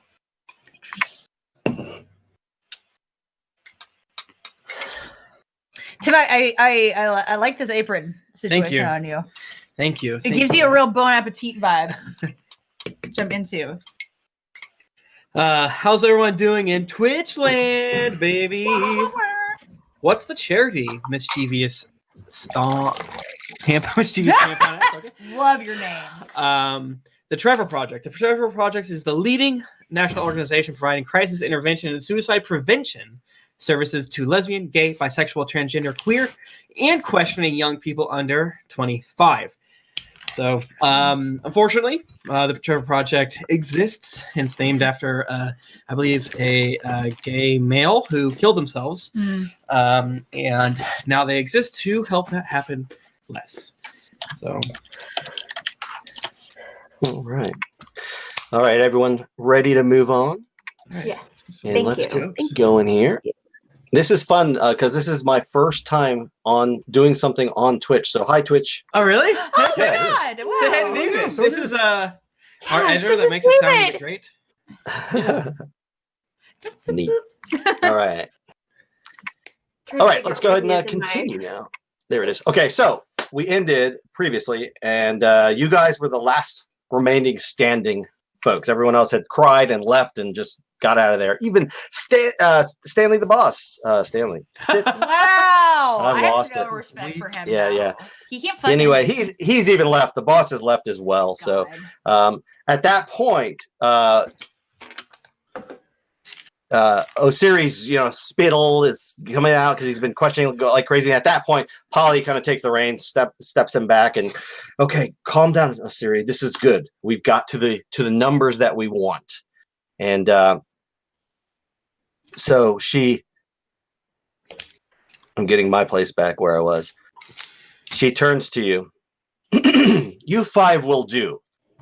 Oh. You 5 will do, Beans. You have 3 minutes to gather your necessities. 3 minutes to gather your necessities and meet us out in front of this conference room. You need to be prepared for anything. We will be meeting with the founders of Maston, Griggs, and Stanley. That's Maston, Griggs, and Howard in person. While Osiri and I take lead, we will be relying on your specific areas and skills to help us through. We will not fail in our acquisition of this new client, especially when competing with a credit union. Okay, everyone, let's go. I gotta go get my go bag that's ready for important meetings at all times, and I'll meet you guys downstairs. Okay? I'm ready. The only essential thing is myself. Beans just disconnects. Turnip lifts up this his messenger bag or sack that he always has, and he shakes it, and it goes. And I'm good. Wait, what's in there? It's my cook's bag. Nice. It's essentially, it's kind of like I'm like an artificer, but of meat. A meat artificer? And I can't A meat artificer? I don't know about this. I mean, these guys know what they're doing, right? Like, I don't know about these people they picked. Frank. I mean, well, the thing is, you have to trust the leadership that they know what they're doing. You're right. You're right. I'm so sorry. You're right. I know, Frank, I'm totally with you, and I understand where your brain's going right now, but I have to choose to believe in the leadership, or otherwise my life would be meaningless. So let's go. Michael, what does Frank treat on his what's the term I'm looking for?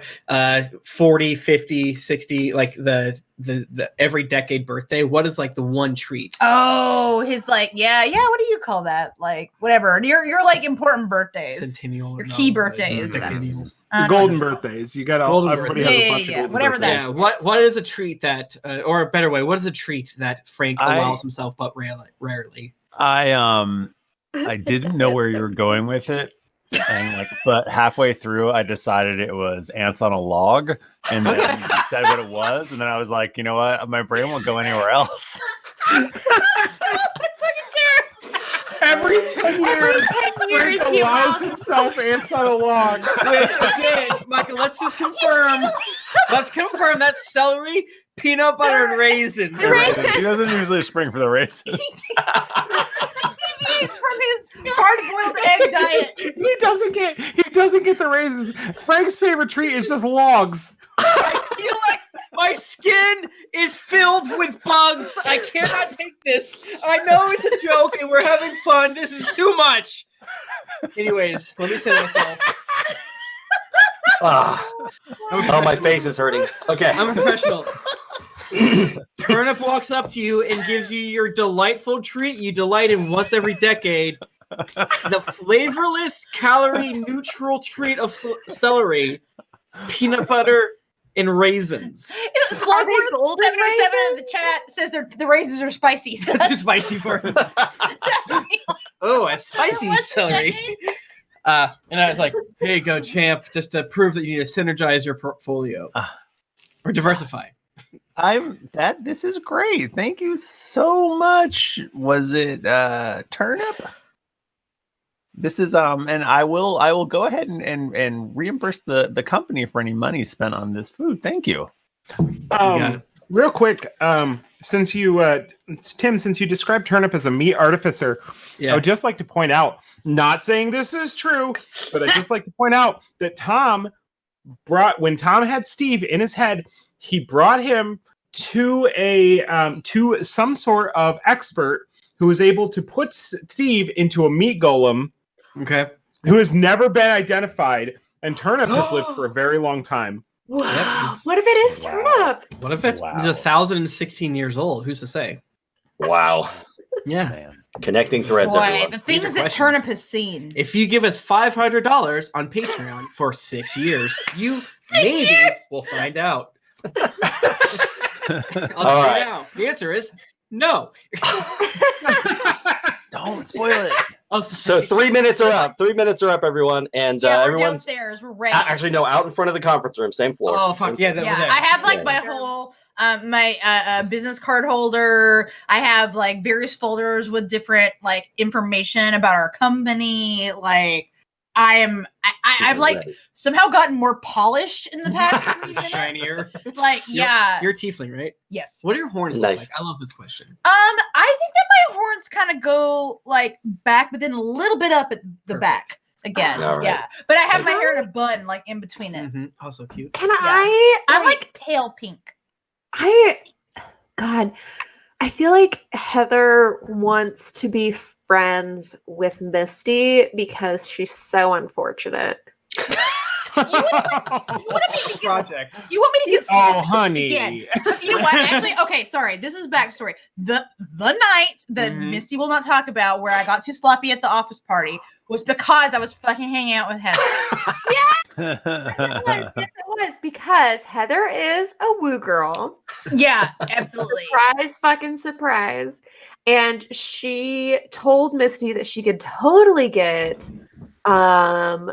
Escuelo in marketing because if she got real spicy. Yeah. So also, Jello shots don't have alcohol in them. they don't. Yeah. So I No, Jello Missy shots did are technically 17 food. It Jell-O doesn't count as flavor. And that we were like stumbling down the street. I feel like probably Heather was fine, but Missy was not cool. Heather was only okay because that's how she functions. Exactly. But Missy But it's was not like healthy. losing it. Missy, I know we mentioned that Missy made out with like one person, but I think Missy made out with like several people. Word. What if Missy sent a letter or sent an email that didn't have an official professional ending to it? Oh, Like, that's how I wild like she got got. out my work Nika, phone that's and like too sent much. something. You were like, stay gold.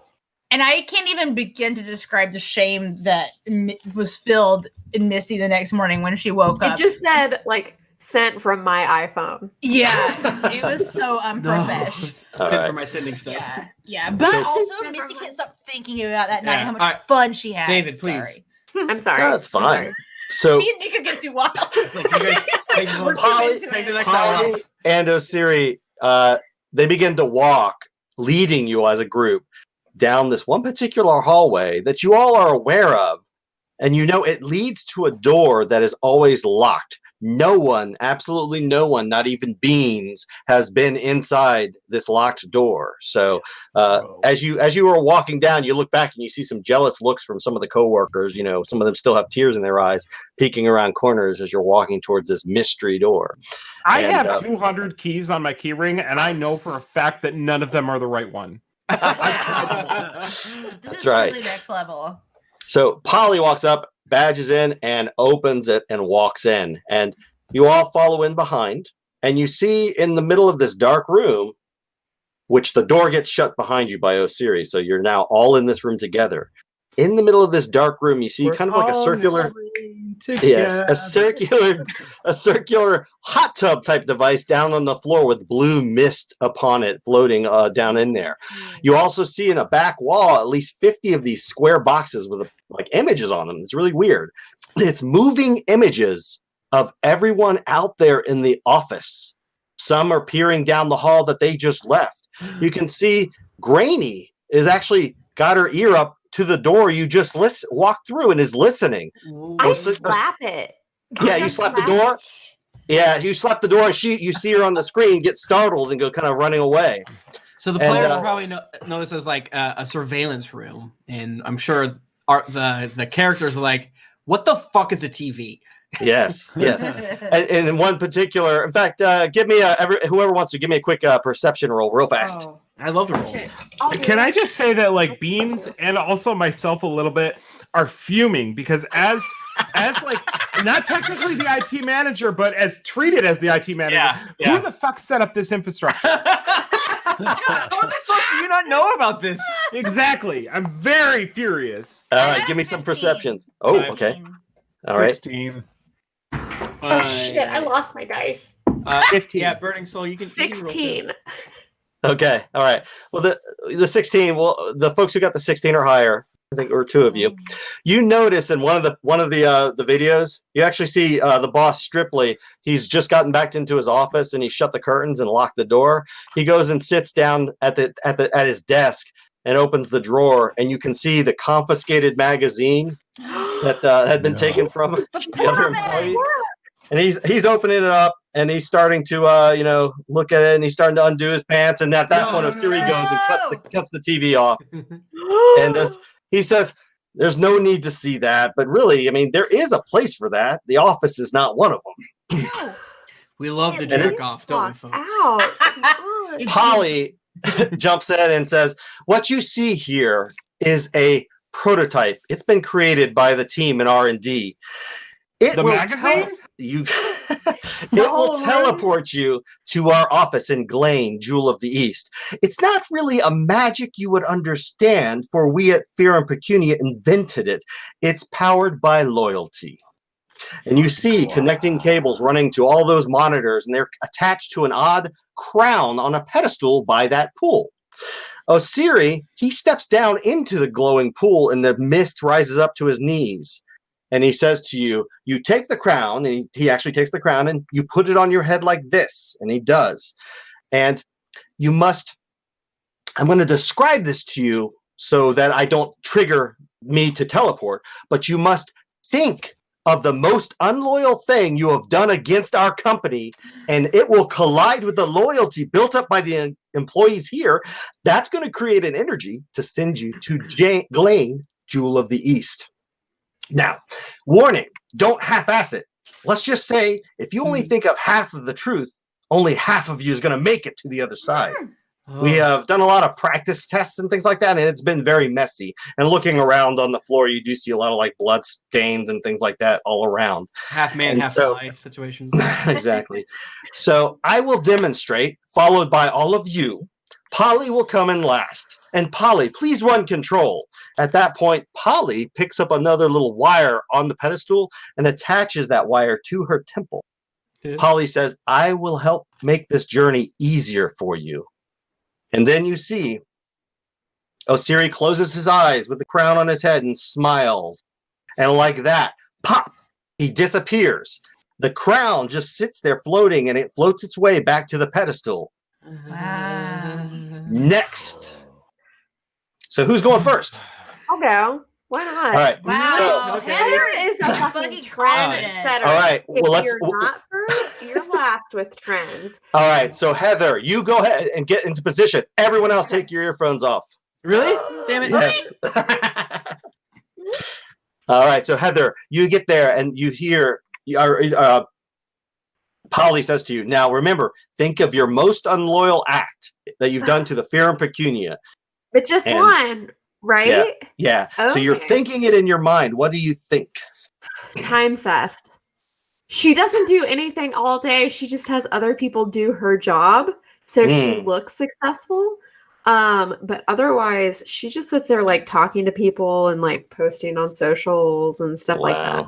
So what you do right before you disappear, you hear Polly's voice in your head, and she says, "Oh, really? Oh, that's terrible." And then poof, you Don't touch disappear. me. I've got 12 million followers. Okay. All right. Pop your headphone off. All right. Michael. Hello. All right. We're bringing Michael in next. Everyone else take your earphones off. Tim, you're next. Son of a bitch. All right. So it is your turn. You've just seen Heather has disappeared. So you stepping in? I step in. All right. I'm like, oh, I don't think this is a tough one for me.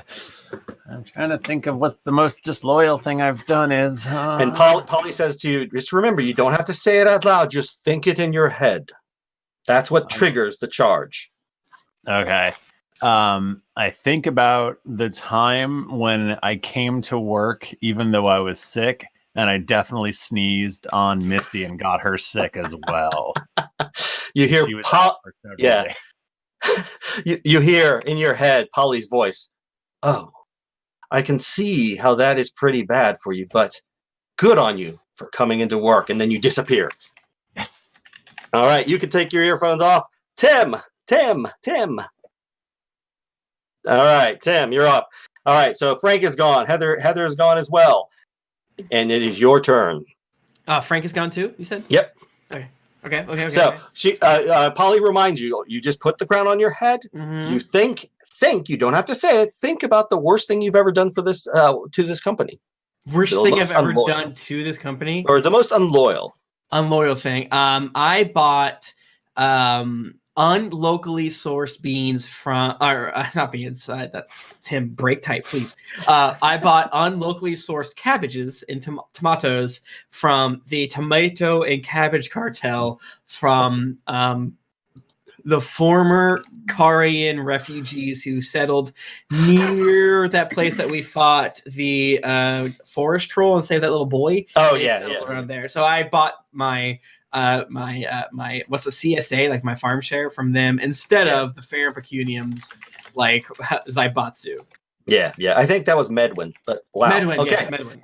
So at that point, you disappear, and before you disappear, you do hear Polly in your ear. You actually in your brain, you hear Polly's voice going, "Huh." So that yeah, I could see. And then I respond, not knowing how it works. I got a better deal. It saved you guys money.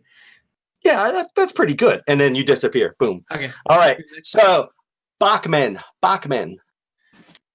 Yes, sir. All right. So everyone's gone, and we let's see. I think we got you and Jennifer standing there. So your character, Beans, is next. So are you going to step in and pop the crown on your head? Yeah, I step in and pop the crown on my All head. right. Polly just says, remember, all you need to do is think about the most disloyal thing you've done to the company. I've never done a damn thing for this company. I don't like the infrastructure was already kind of set up by my predecessor, and I just kind of like I guess I maintained Beans. You just need to think it. Don't say it out loud. What? And then you disappear. As I'm flying through the vortex. Fuck! Nice. All right, so you're done, and we're now on Jennifer. So let's get everyone put your earbags on. Everyone can go ahead and put your earphones back in. These don't go in. Oh yeah, sorry. Can't. Do you want us all or just Bachmann? I was saying all, but Jennifer's back now. So everyone, just for one more time, only Jennifer, keep your headphones on. Okay. All right. 6,000 though. Yeah. 6,000. Hell yeah! 6,000. We did it. Yes. Okay. Nice. All right. So Jennifer, everyone's gone except for you and Polly. Okay. Polly says you can step in, put the crown on your head, and think about the most unloyal thing you've done to the company. All right. Well, the most unloyal thing that I did to the company was when I got too drunk at the office party and made out with 3 different people, which was really not chill of me, considering that I'm in HR. Yeah, and you hear Polly's voice in your head. Yeah, that's really un-HR like of you. And then you disappear. Poof. Pew, immediately. Yeah. That's right. All right, everyone can come back now. Come back now. For real. Come back now. Thank you so much, Narwaldo Wettingel. Is that a real name? I love it regardless. And Thank you so much. Amanda Welty. Thank you so much. Oh my God. Lots of people giving us money. Thank you. Thank you. It means so much to us. And again, a little dark. The people that Trevor Project will help. No, it really, it's. Thank you a lot for giving to this. Yeah. Great. That's wonderful, everyone. All right. The last through, you've all come through and it landed in a room just like the one you left. And you're all there. Polly comes in last, and she kind of gives a knowing smile to all of you. And she whispers, and you hear her whispering to Osiri, I've got some fun things to tell you later. And and she's and together you all walk out of that branch, and you're out on the streets, and you are in Glane, Jewel of the East. Oh, it's beautiful. There's a not album pan. Oh my God, which one you like? There's a Pret Manger on every corner. Immediately, y'all just jumped in for $500. Woo! Wait, right now? 6,500. Whoa! Thank you so much. 6666. Thank you so much, Amber Schmidt, Jeremy Montoya, Amanda Welty. Thank you so much. Thank you so much. Narwaldo Wettingel. That's a real name, baby. That's awesome. Seriously, thank you so much. It means the world to us. When we get to Glane, the Jewel of the East, yes. Turnip is like, this was not supposed to happen. We have to be done soon. And he's like Benjamin buttoning in front of you, or I guess Jack is easing. Jack is easing in front of you. What is Benjamin Button for somebody who's a lost boy and doesn't age? Well, they still aren't aging as far as you're concerned. But they're like, this is bad. Well, I've been 16 for 1,000 years, and then I was able to exist within Palor's Hope. But now I have started to age. Oh shit! Oh my gosh! Shit! Oh, you are 16 and 1 hour. Okay. Yeah. All right, excellent. Guys, we gotta go. Polly says to the group, okay, we've got to hurry, and we're going to go over to Mason, Griggs, and Stanley. And their office is right around the block. So you start off walking down the busy streets. What color is their office building, and what street is the office building on? When you actually get when you actually get to the office, you do see a distant white tower in one direction, a banking district here, a baking district there, a gnome district that way. Sorry. I have to interrupt.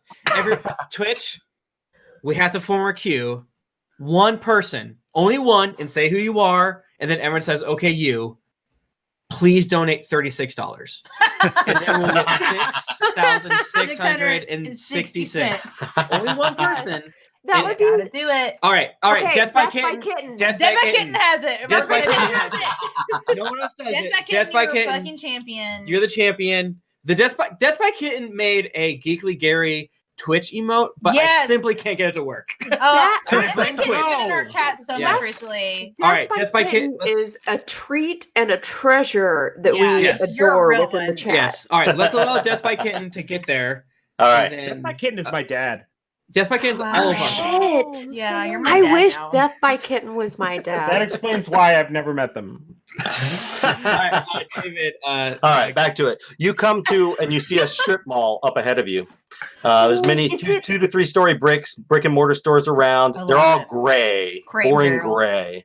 Is it a living strip mall or an almost dead strip mall? It's kind of middle of the road. You can see some empty outlet still there, or has it moved out?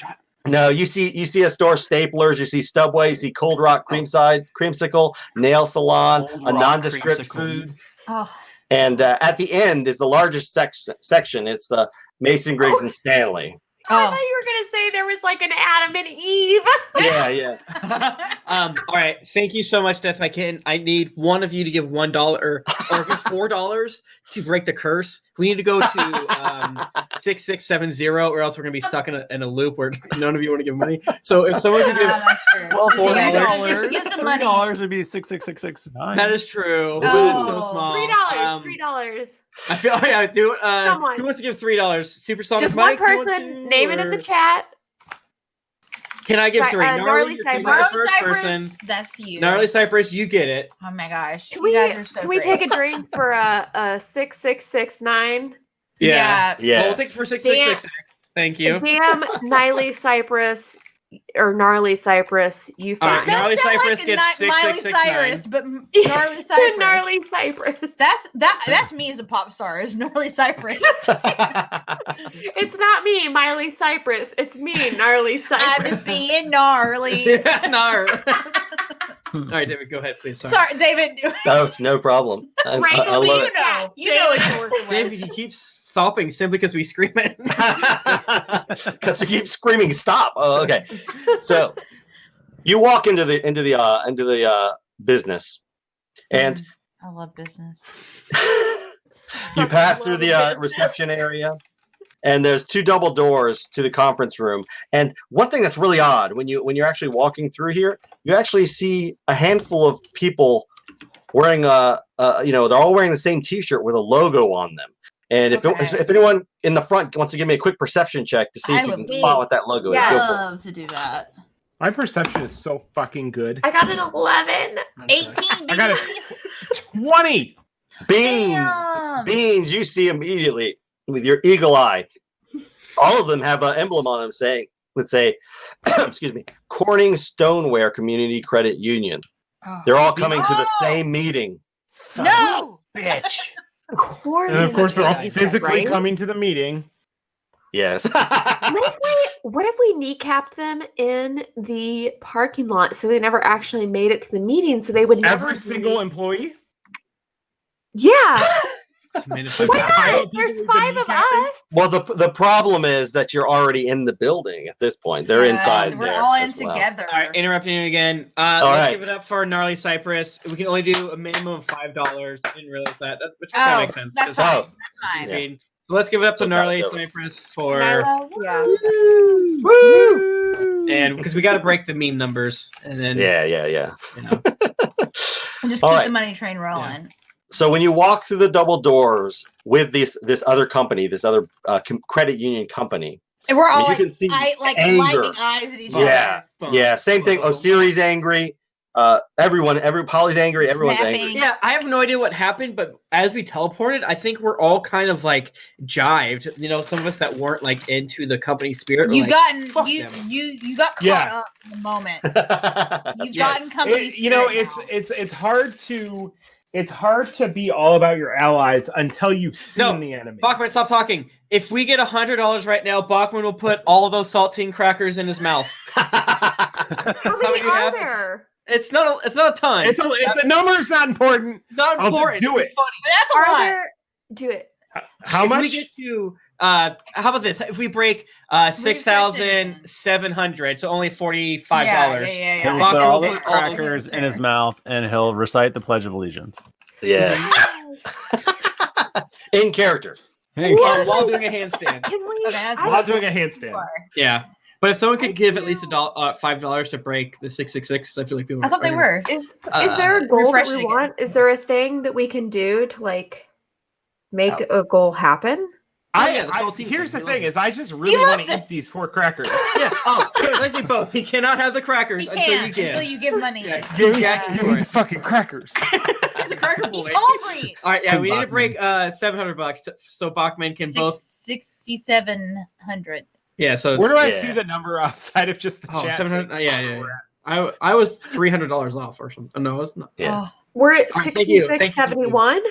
Yeah, thank you so much, yay. Vagina. I fucking hate that you've done this to me. I want to eat these crackers. So I know. bad. I'm sorry. Bad enough to log in and donate yourself. Give that money. Yeah. Y'all are $20 per cracker eat to saltine. munch.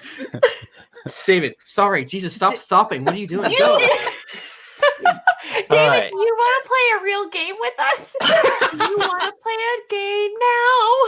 It doesn't have to be a I game. mean, we were raising money for charity, so our No, this is fun. wildness This is is fun. for a good cause. What at is- this moment? I Thank you, don't Amanda. know who's after us, but what if we just kept playing? Forever. That's right. Sorry. We'll just do another 24. Okay, So, Have, so like, we're at so we're least half making bottle of lightning gin. eyes. Yes, okay. You're making lightning eyes with Yeah. these folks, and you all walk into this meeting room, and this is a large room, and there's an actual triangle set of seats and tables. So at Okay. one end, you see the construction company members. There's 3 of them. Massive And Griggs then- and Stanley folks. You got it. And then there's one end that's labeled for Fear and Pecunium, and then the other one is labeled the Credit Union. And so everyone is asked to sit at their tables. And yes, Nika, with your hand raised. I'm sorry, this is very important, but aesthetically pleasing, is our group dressed better than the rest of the other Oh, group? yeah, Great that's a question. great All right, we did it. question. Bachmann, munch You can eat down your Cracker cracker. time. And someone Oh my gave God. Connor Delaney, please. Can you lean close to the mic? Let's get a little ASMR. Keep those crackers right in the Little mic, cracker Michael, ASMR. Bachmann, get close to that mic. What? Yeah, get closer. Pledge of Allegiance. What if you guys get to 6,800, then I'll let Paxton snore on camera. We'll have Axton snore until David dies.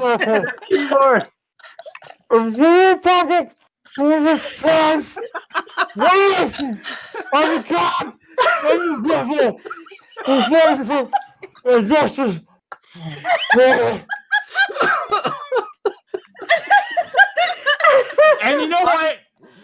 Added bonus. I was just thinking, your poor fucking keyboard. This is my what God. Oh, Oh, I'm gonna This is- die. Listen, That is all for you. oh Wow. God. Oh. if we My get notes. $6,900, which is a meme number, That is a a meme number. huge meme number, by the way, the biggest, in my opinion, before we get to Yeah, 6,000, yeah. Bachmann will clean his keyboard. If he won't, I won't clean my City. keyboard until we hit that number. that's Please, $44. Please. $44. Simply give us $44. Please. Please give us $44. No. Give us $44 and 44 plus 69, whatever that is. And you guys have to work together because we have to hit 69. And we have to keep playing because we are really edging this right now. And David has to stop not DMing. What is he doing? David, come on. David, no. This is what. Come on, focus, camera. All right, I'm get focused. my camera right here so you know. Oh my god. Oh, that's beautiful. That will inspire.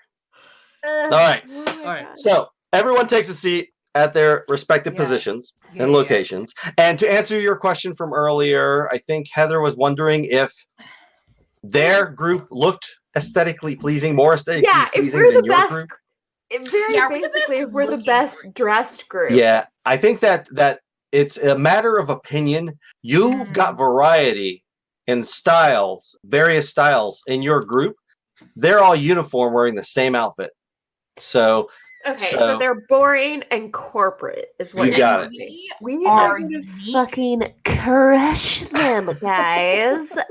I don't know if you know this, but They look we are so going to smart. They're so uniform.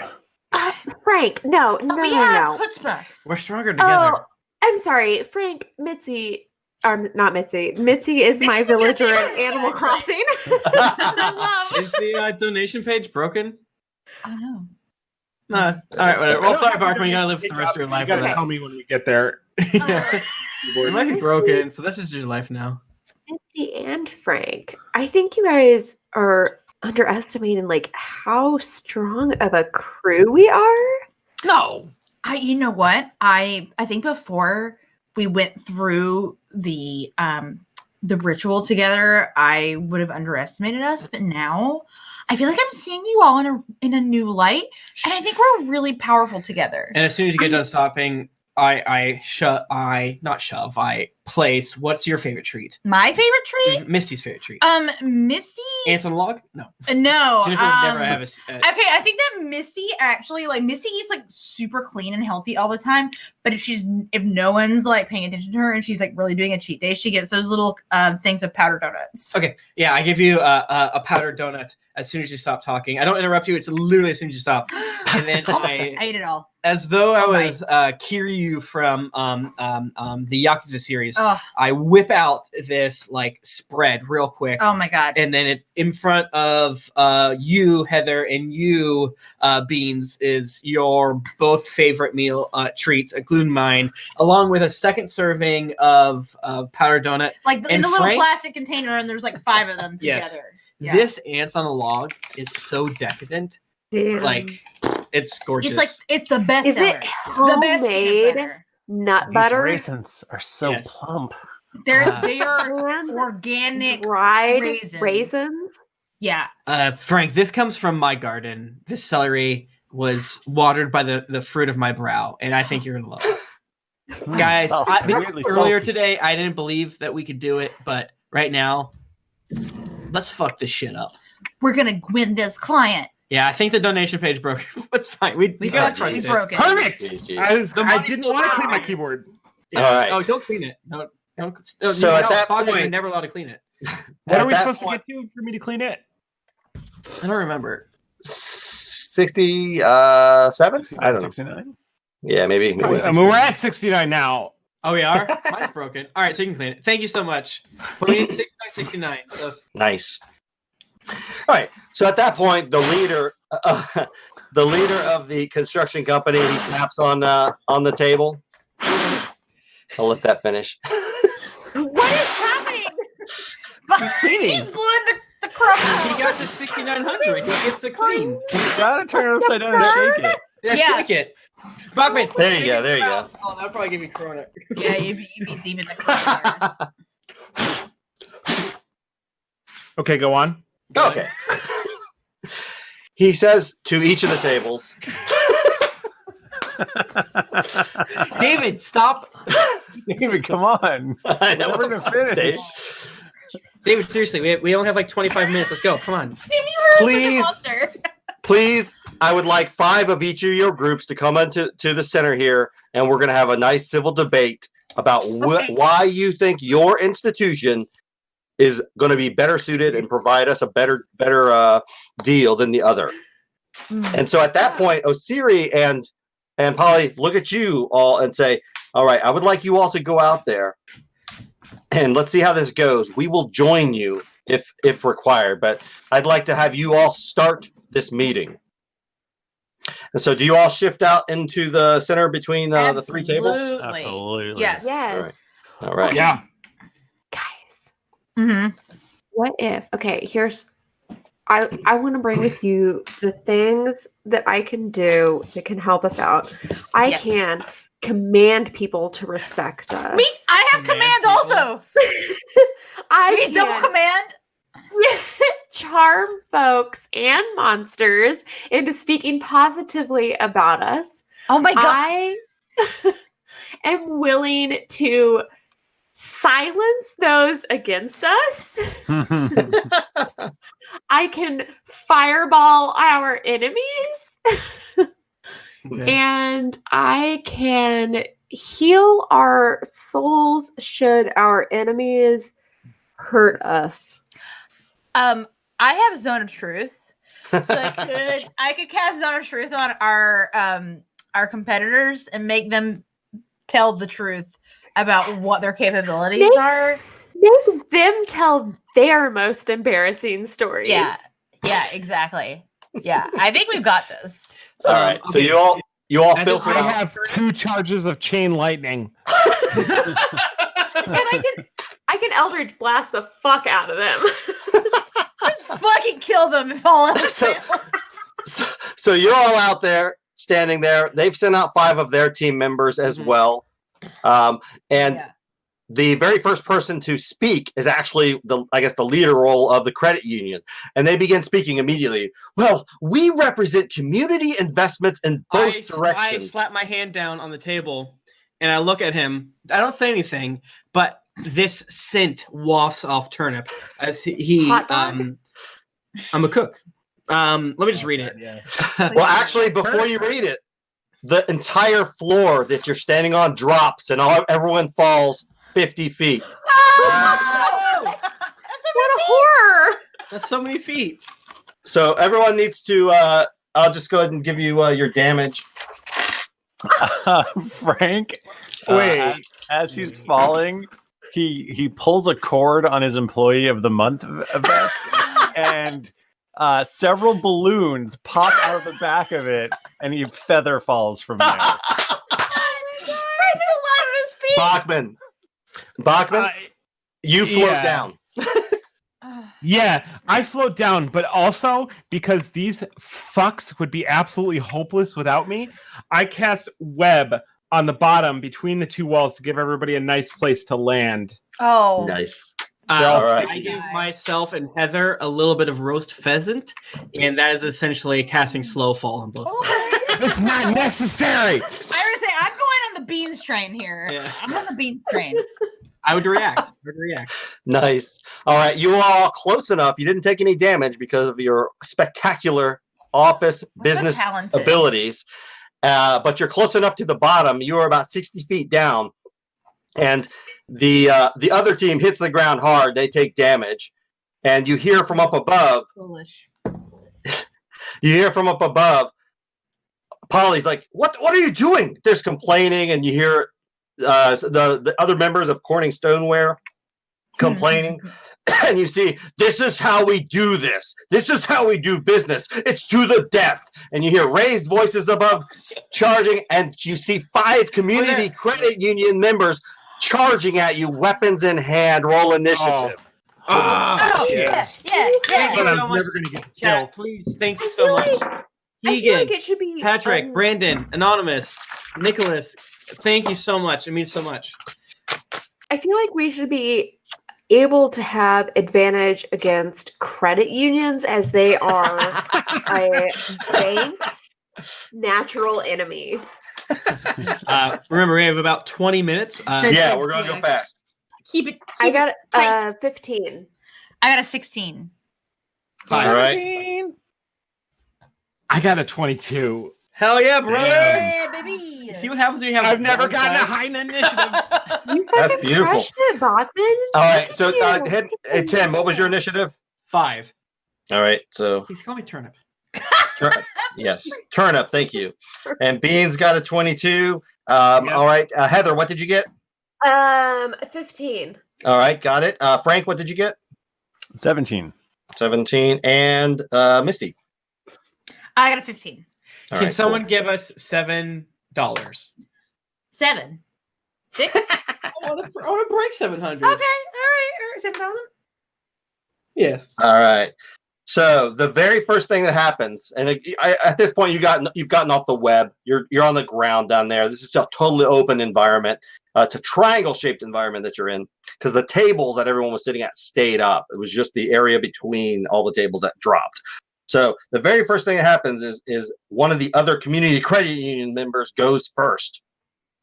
And sure enough, looking at them, you can see on the badge, it says HR, Sandra, sitting right on there. Who is it? Cassandra, you said? Sandra. It's an HR, Sandra. So Sandra goes running over, and she just goes straight at that Beans character. There's something about Beans she just doesn't like. And so I'm pissed about it. IBS. Right.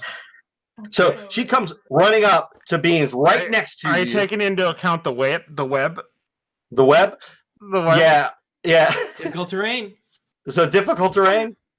Mm-hmm. All right. Yeah. So she's able to get close enough to you to actually, she pulls a Post-it note out. I think it's like a dex. I'm reading it right now. I think. Go ahead and tell me what I got to do. A 16 dex saving throw. All right. I just rolled a natural 20. So she has no problem getting through. David, I wish that would have been the damn attack. But anyway. Your old one. So she pulls out of her little side pocket a Post-it note and tries to hit you with it. Oh. So is it one of the full-size square Post-it notes, or like one of the little ones that you use to like? No, it's the standard. It's the standard Post-it note. Holy shit! You know it's the standard because she means business. But she only rolled a 13 versus AC. Oh, and now if this were Skud, that would have nailed me. But all right. So the next one up happens to be Beans. You're up with your 22. Beans. Okay. Beans is going to. Well, he's already got a web out, so he's not gonna. But reminder: the web is horrifically flammable. I know, my buddy. Don't you worry. And remember what I said? I know how to play this character. So, the first thing I'm gonna do is now. Can I do 2 bonus actions? No. If I don't do a regular action? No. But also people gave you $100, so David, I think that he can. Bachmann raised a lot of money tonight, so I think he legally can actually. All right, we'll do it. That's the $100 rule. Go for it. Legally. Okay, well I use the tried and true druid cantrip Shalalaga. Shalalaga. And my club that I carry in the one hand is, instead of a 1d4, it's now a 1d8 and gets like some other bonuses. But that's not the important part. In my other hand, I cast Flame Blade with my hand outstretched, pointed at the web. So the Flame Blade it ignites and comes from my hand and sets the web on fire. So I think that what's happening is that Heather and I are slow following, kind of like arm in arm slightly, in that, so that we don't take this damage. If we want to kind of whatever it. Yeah. Because we ate chicken. Yeah. All right. Mm-hmm. We ate favorite balls. Do I have to make a roll against that, or you make an attack roll? So the web now lights on fire. A 5-foot cube of webs. Let's see. Starts to burn away. So I think it's like a 5-foot cube, and then like the next 5. The web is a 20-foot cube, and so it's 5 foot, and then like the next round's 5 foot, 5 foot, 5 foot. Oh, sweet. Okay, cool. Yeah. So the web close to me burns away, and over the course of one round it burns. It does 2d4 fire damage to any creature that starts its turn in the fire. Okay, got you. Okay, cool. Very cool. So, she'll definitely be getting hit with that. Yeah, I think we're all going to get hit. All right. Well, you got turns to get away from the radiating fire. Yeah. All right. So, next up, one of the community credit unions comes running up, and you can actually see on their badge, they got a sticker there, and it says receptionist on there. And it says receptionist Tony. And so, Tony. Yeah, Tony just comes running straight at Heather. There's just something. Tony's got something for Heather. Tony doubles up and has 2 staplers and comes running at Heather and swinging at her. Wow. Wow. And we have a total of we've got 17 versus AC. Heather looks at him and literally as he is coming, she just steps to the side and watches him like run past her Just, like, and like brush his shoulder off. staple a floor. Oh wow. Okay, so just you can just see it, just the two staplers smack each other and amazingly both staples like crinkle themselves and fall to the ground. So that's a miss for them. Next. Yeah, hate to see it. Next up, we have a choice. It's either going to be Heather, you're up, or because we have Misty, you both share with 15 and 15. Well, I feel like Heather, it makes sense for Heather to go now because Go for it. What about Bachmann? What about Frank? Frank had a set. Oh, I apologize, Later. Frank. Yeah, you're what up. about Bachmann? When's my turn? Frank next. Tell me who are the people who are what are they? All right, so you see someone from marketing, you see an accountant named Hank, you see a receptionist named Tony, you see Sandra from HR, and you see IT Simon. I fucking hate glare at Hank, and I murmur under my breath, Seashat, goddess of accounting, please guide my abacus. And I pull out an abacus and I pop off the top row thing, and then I fire 2 metal balls out of it. Michael, my accounting guy Hank has the same weapon. Of course. Go for it. Their accounting, the credit union's accounting person is named Hank. Yes. He is Frank's opposite. Hank versus Frank. Yes. Okay, first one's a 21. Yeah. And the second one is a 14. Okay. Let's take a look at the first one. Absolutely hits. The second one hits as well. Hank's got a low AC. So for those playing along at home, I cast Magic Stone. That's what I'm actually doing. That is going to be, the first one is 9 and the second one is 8. All right. 17 damage. All right, 17 damage. The funny thing is, both these abacuses, their range, so they just take this guy down. One hit, boom, boom, and Hank hits the ground. He's out for the count. And we're on to Heather. You are up. That's how we fucking do it in Paler's Hope. So,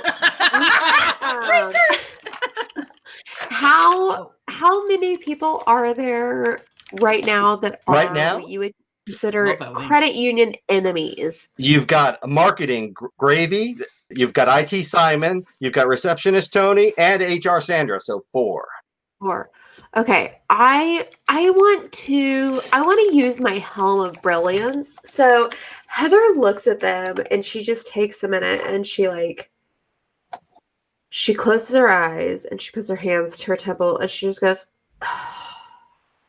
and then she pulls out her phone and she types up the most unattractive, unappealing photo that she has of these 4 photos, and she tags each person. Man. Yeah. I mean, I know that we're having fun, but wow, some things are too But far. she's brutal. She's brutal. She's gonna put this on that's her power. LinkedIn professional website. Sorry, we didn't Two give a heads crimes up for here. that. This is One is the act, and the other one is that people use LinkedIn. Trigger warning all over the place for this. Come on. yeah. Sorry. I don't know. I just want to prismatic spray those bitches. All right, so you hitting all 4 of them?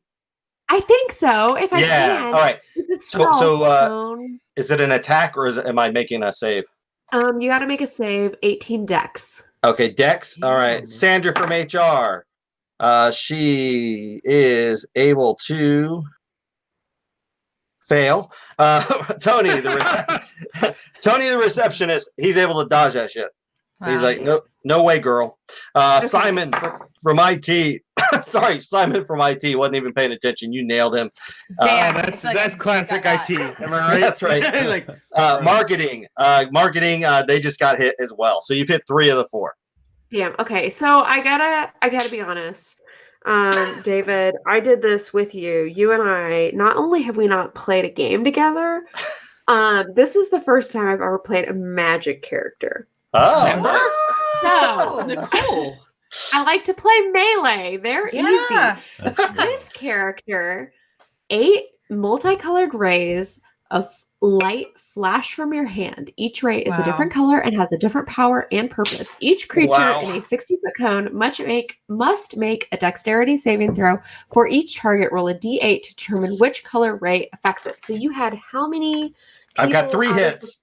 And Okay, so so it, 3 But hits. that's us too, because we're creatures. But I feel It's a like cone, Heather though. would definitely. Heather would aimed it. try to get the 4. Yeah. Yeah, she would just hit on their beans. You're own? right. She would hit She beans. would Beans would get But hit. Beans would get if- hit. Fucking Right. dead. Yeah, beans would If get hit. someone had to be in the mix, they would have to sorry, it's for At the a certain greater point, good. This you- is how it goes. At a certain point, you simply cannot kill druids. So hit Exactly. beans. Is fine. Exactly. Yeah. Beans is Yeah. really cool. Bachman, go ahead and make a. Sorry, Beans. Go ahead and make a dex There's no save. Bachman here. You said I said, who the fuck are you talking about? There is only beans. All right. That's gonna be a 13. Okay, you All right, so- fail. All right. So you've had 4 people get hit. So let's. Okay. Do you want me to roll a d8, or you want to roll Okay, a d8? so it says for each target, roll a d8. So All right. I can roll it in that way. I can tell you. All right. But you said there were Yeah. Let's. 4 who failed. We have 4 who failed. Let's start. HR. Roll for HR. HR is a 2, so Okay. that is an orange. The target takes 10d6 acid Holy damage shit. on a failed Jesus. save. All right. Go. Let's move on to the colors. I've written that down. Let's roll roll a d8 for Simon. Oh shit. Okay, I'm sorry. I'm so sorry. Let's reroll that for Is the that what original Heather because I says rolled when she a hits me with D10 herself? instead of a D8. Okay. Okay, first one is still a 2, which is the orange. So first D8. Nice. Great. Second one, 3. A All right. yellow. The Okay. target Yellow. takes 10d6 lightning damage. on the Lightning failed damage. save. Okay. Let's roll for marketing. They also got a 3, so they also have a yellow. Same. All right. 10d6 yellow. All right. Let's roll for Bachman. Or sorry, Beans. I rolled another 3, so this is going to be another lightning damage. All right. Okay, and I'm just going to, for the record, I do not think an online dice roller rolls as well as a regular It doesn't. dice It roller. doesn't. Don't do it. You It's got bad. it. You got it. Okay, I'm not going to do it. I'm just going to Do roll it. We don't 10d6. have time. We don't Yeah. Actually, we don't have The only- to. I'll roll 2 Yeah. 6 at a time. Yeah, David wasted so much time at stopping. Simply because we asked him to. Hell, I can't do it. David, I'm just thank going to you for roll. I'm just going to roll Yeah. 10d6. Just do it one time damage, and that'll count for all. I need more D8s. And I've never been a character that does this. Misty, you're next, by the way. Okay. Awesome. So who looks the most hale and hearty amongst this crew? Right now, Tony, the receptionist. Okay, Tony. Oh. Do you have damage? 32 Oh fuck. Oh. for the first. Oh, you can count. That's okay. Well, we're going to count that for all of them. Okay. Acid for the first, lightning for the rest. Sounds good. David, So, I have a Beans, you got rule thing. 36. I want my turn to happen. By the way, so Oh, yeah, exactly. Okay. You are right after Misty. Okay. Okay, cool. So I'm gonna do a sweet divine smite on who the receptionist right now. Receptionist Tony is the And hardest. I'm gonna expend a 3rd level spell slot to do this. Because why not? So I need a D22. Okay. So I rolled a 23 against him. Yeah, that's a hit. Okay, so cool. So I'm gonna do 9, 10, 11, 14, 22, 28 damage. All right. The With my double Morning Star, which I don't think I even brought up that I had a Morning Star. Oh, is that what you hit him with? A big old Morning Star? Wow. Tony, the receptionist, goes down. Staples go flying everywhere as you crush it. All right. And we are on to Turnip. Turnip, having crunched on some of that delicious chicken, drops slowly. He falls down a la Scott Stapp. That's right, in a Jesus T pose, as he alights on a. A Jesus T pose is when his like character logic doesn't load in, so he's just T posing. I land 1 foot first, and then another cross-legged upon that. And I look up and say, "What if I?" And then I release some just cooked incense of my body. Every ally around me, within 30 feet of me, which is all of us, gets 10 HP. Nice. You all say that's a great use of your turn. You get every single one of your allies 10 HP. On top of that, you can use your reaction to make a single weapon attack or cast one cantrip against any enemy of their choice. That's right. Holy shit. Turnip allows every single one of you to use your reaction to cast an attack. Nice. And you've got... you say cast an attack just like a regular melee attack or what? Melee or cantrip? Melee or cantrip. Fucking hell. We've got really HR, good. Sandra. We've got IT, Simon. And we have marketing, Gravy. Yeah. And anyone can jump in and do it. Yeah, I got it. So I can go before Jennifer gets back. Can I do an abacus attack again? Yeah, if that's yeah. It's arranged, but yeah. Yeah, I'll just do it. That is a 17. 17 damage. Which one were you attacking? Oh, 17 to hit. Oh, 17 to hit. And which one were you attacking? The middle one. Okay, so that's going to be IT, and that is a hit.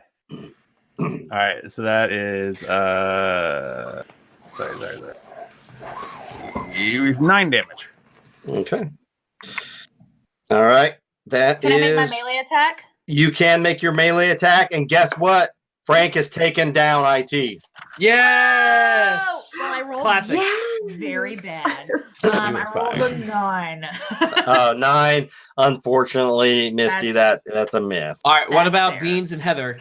Beans and Heather, you got an attack. We have a HR Sandra, and we have marketing Gravy. Beans didn't know that Turnip was going to do that. And he just he almost involuntarily casts poison spray. He goes, and just sprays poison on him. Turnip smells like hot dogs. Who's still alive? Oh, we have HR Sandra and marketing Gravy. Oh my God! Poison spray absolutely hits HR. Yeah, man. Constitution saving throw, please. All right. We have a total of 7. Oh, idiot! It failed. And I did 2d12 damage. Ouch! Jesus! Oh. 12 and a 9. Get out of here! Oh my gosh! Describe what it looks like with HR Sandra going down with your. Complete HR Sandra just completely like you all have seen what Ark of the Covenant. Yeah. They just like melt. you all know it. Yeah, you all know what happens. Yeah. Nice. All right. So I think we've got one more attack, and that's Heather. Heather, you got to attack or a cantrip. Okay, Heather wants to. I want to do what you in the non-magic world might not know, but in the magic world is known as an Eldritch Blast. And okay. So I'm going to do some poop damage. Yeah, and necrotic is poop damage, by the way. That's right. Yeah. Don't at me and say that necrotic is not poop damage. If you put a spike with some poop on the end, that's necrotic damage. Yep. All right, make it that you love to see that extra damage. So I, again, never done this before, so I'm going to roll a D10. This is new to me. Warlocks are fucking dope. I love warlocks. Roll that bean footage is what I was saying. 9 plus 10. All right. Now, do you have to do an attack, or am I going to do a save for that? This is my attack to Eldritch Blast. Oh, yeah, that's a hit. Yeah, absolutely. Sorry. Okay. I thought you were doing damage. I'm going to shoot at it. Okay, you also get nothing. Nothing to... Oh, God. You can't save against my hex either. So I'm going to do poop damage to you, a D6. Okay. And I'm going to fucking wreck your world with my Eldritch Blast. And we're also out of time, so yeah. Okay, sorry. We're just gonna have to continue the story because I can't let it go. I haven't gotten to do chain lightning yet, so if we Heather just blasted and destroyed the marketing gravy, and that is the last villain in the pit. Damn. At which point, the entire floor raises, and you're at the same level as David, I'm sorry. I see over there 7 minions. If only beans were up. Chain lightning those minions. No. Yeah. Bachmann, roll D20 for fun. Yeah. When you get to the top, the only people standing there. Nice. Good job. Good job, Beans. When you get to the top, the only people standing there are Polly and Osiris. You'd heard a bunch of arguing and things like that when they were down there. Mm-hmm. Well, looking around at all the other tables, there's just blood splats where everyone else was. And Polly and Osiris look at you and say, "Gosh, I'm sorry. We were not expecting that. You know what? We're not going to do any business with these people. Come on, let's get out of here. We're going to go back home and get back to work. And I think you all did a really good job. In fact, Heather, you and Turnip, both of you, you're going on the next corporate retreat." Fuck yeah! And as they're walking you all out to the door and they're walking out onto the street, they say, Osiris talks to Frank and says, "Well, Frank, really good job out there. I'm happy with your progress with the company." And Polly's agreed. You're going to be reporting to me directly. And I've carved out a 9 o'clock meeting time for you every morning so we can work on your progress and progression with Fear Petunia. It's 9 o'clock. Sorry. So okay. And while you walk, he says, "I would like you to analyze some of our recent accounts, specifically the Tower of Grey. We're seeing some odd financial decisions being made, and I feel like we've got to intervene in order to protect our assets." And I wanted to take a piece of them for the longest time. As the party walks onto the street, and they wrap up another Monday at the end. Damn. Everyone, please. Wow. Give David the hugest round of sound. Oh my god. Yeah. I think we could have kept playing for another 3 hours. Yeah. This is so much fun. I want to keep living in this world. Yes. Let's go back to this. I never. Oh, sorry, Jennifer. Go ahead. No, I love Misty, and I want to explore Misty more. That's all. Yes. I never. I want to explore all these characters. David has cured our depression. Environment. You cured our quarantine depression, David. So we don't have enough time to thank David. So please just follow him on Twitter at Spudcam. Yes. Seriously, guys, this means so much to us. Thank you so much. We for beat our goal. What you did. Yeah. Really so we have it. another 12 hours of content. Yeah. Good shit. Yeah. If you have any reserve cash, please give during those hard hours to keep those people going, keep the energy up, and let them know if you're on the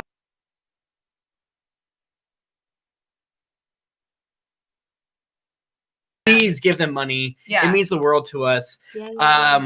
David, seriously, let's again. Thank you so much, David. Thank you, David. This was so much fun. I love getting to play with Michael because we just don't get to do it so often. And it was very fun.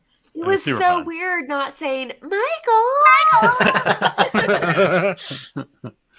So we have so many amazing another chunks coming up for the next 12 hours. But real quick, everyone knows, enough people knows who we are. So let us give our time by ending quickly. And again, if you have anything left over, please don't feel pressured. But the Trevor Project is a great organization. If you're going to give money to something, it's a good one to give money to. Yeah.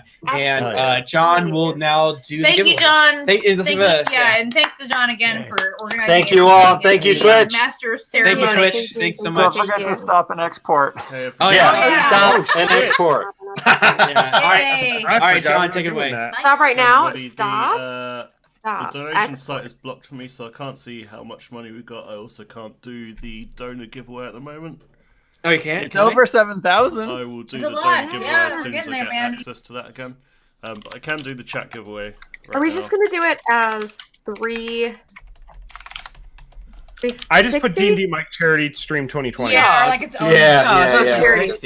It's bonus. It's like a So just the do Canadian bank. Just do bank. The Canadian Devil, you have won the spot in the RPG Writers Workshop.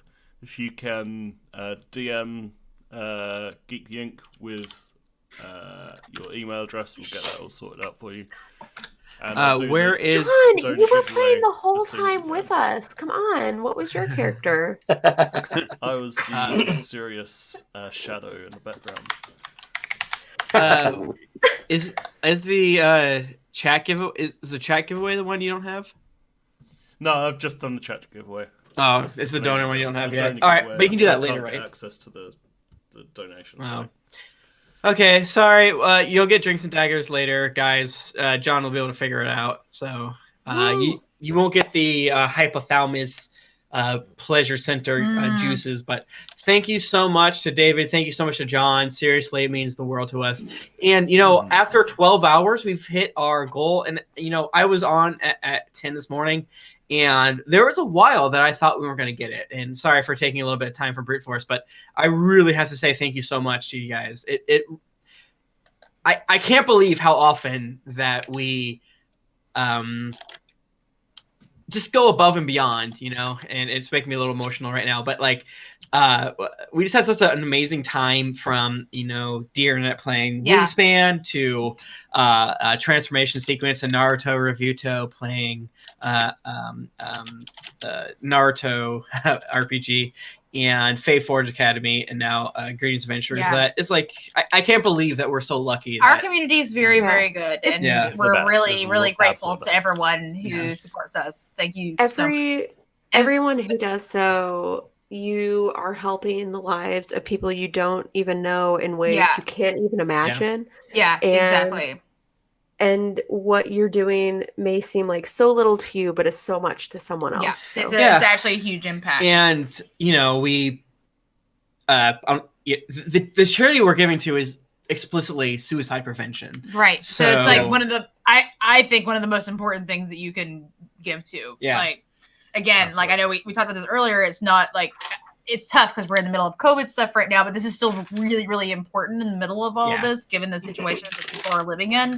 So thank you for giving to this specifically because, charity stuff is tough right now because everyone's going through a really hard time. And the past 3 years, something happened 3 years ago. I'm not too sure what, but the past 3 years, we've had a kind of awkward time raising money because everyone has deserved money. And it's hard. It's always hard because you're dividing your time and attention and your money between things. So the fact that you're giving it means a lot. So if you're an American, you live in a country that is bad, much more Nazi, much more homophobic, Islamophobic, racist, all the bad shit. So can we just? It sucks to start every single stream with here's what we're raising money for, but seriously, it means the world to us. It gives me a little hope that everyone is so good and is giving money and time to this. It makes me feel better about everything. If you can't donate, sharing, retweeting, favoriting, liking, anything like that is super helpful. If you need the money, that is fine. You don't need to give it, but there's other ways you can help too. So don't feel bad. And remember, every now and again when we do giveaways, other people will realize that other people need help. Like when Michael and Carly were finishing up their. Sorry again to Brute Force for stealing some of their time. I know we're all gonna spill into the next. We've already been 15 minutes every single session. So a lot of people people gave to first responders and healthcare workers for drinks and daggers and stuff like that. So our community hands down is the best, and if there's a way that you can give in honor of people that as simple as they used to be bartenders and they have no job now, that would mean a lot to us. But again, those bartenders would probably rather have $57 to buy bread and toilet paper. So you please figure out the best way to spend money. Do with your conscience what makes most sense. But we appreciate the money that has been given. All right, let's give it up to John as he takes us out. Thank you, John. And then thank you, John. Thank you, John, for doing all of this. Yes, let's all day. Thank you to David. Thank you to David for wrangling. Awesome. Thanks for that. Thank you. It was great. Yeah, I love you all deeply and personally. Yes, absolutely. And I'm like an emo right now. Bachmann, thank you for eating those Triscuits and those. I am gonna go get a vacuum. Yeah, like I can't put my feet on the ground without them slipping around on cracker crumbs. Bye, everyone. Love you. Bye, everybody. Bye, everyone. Love you all.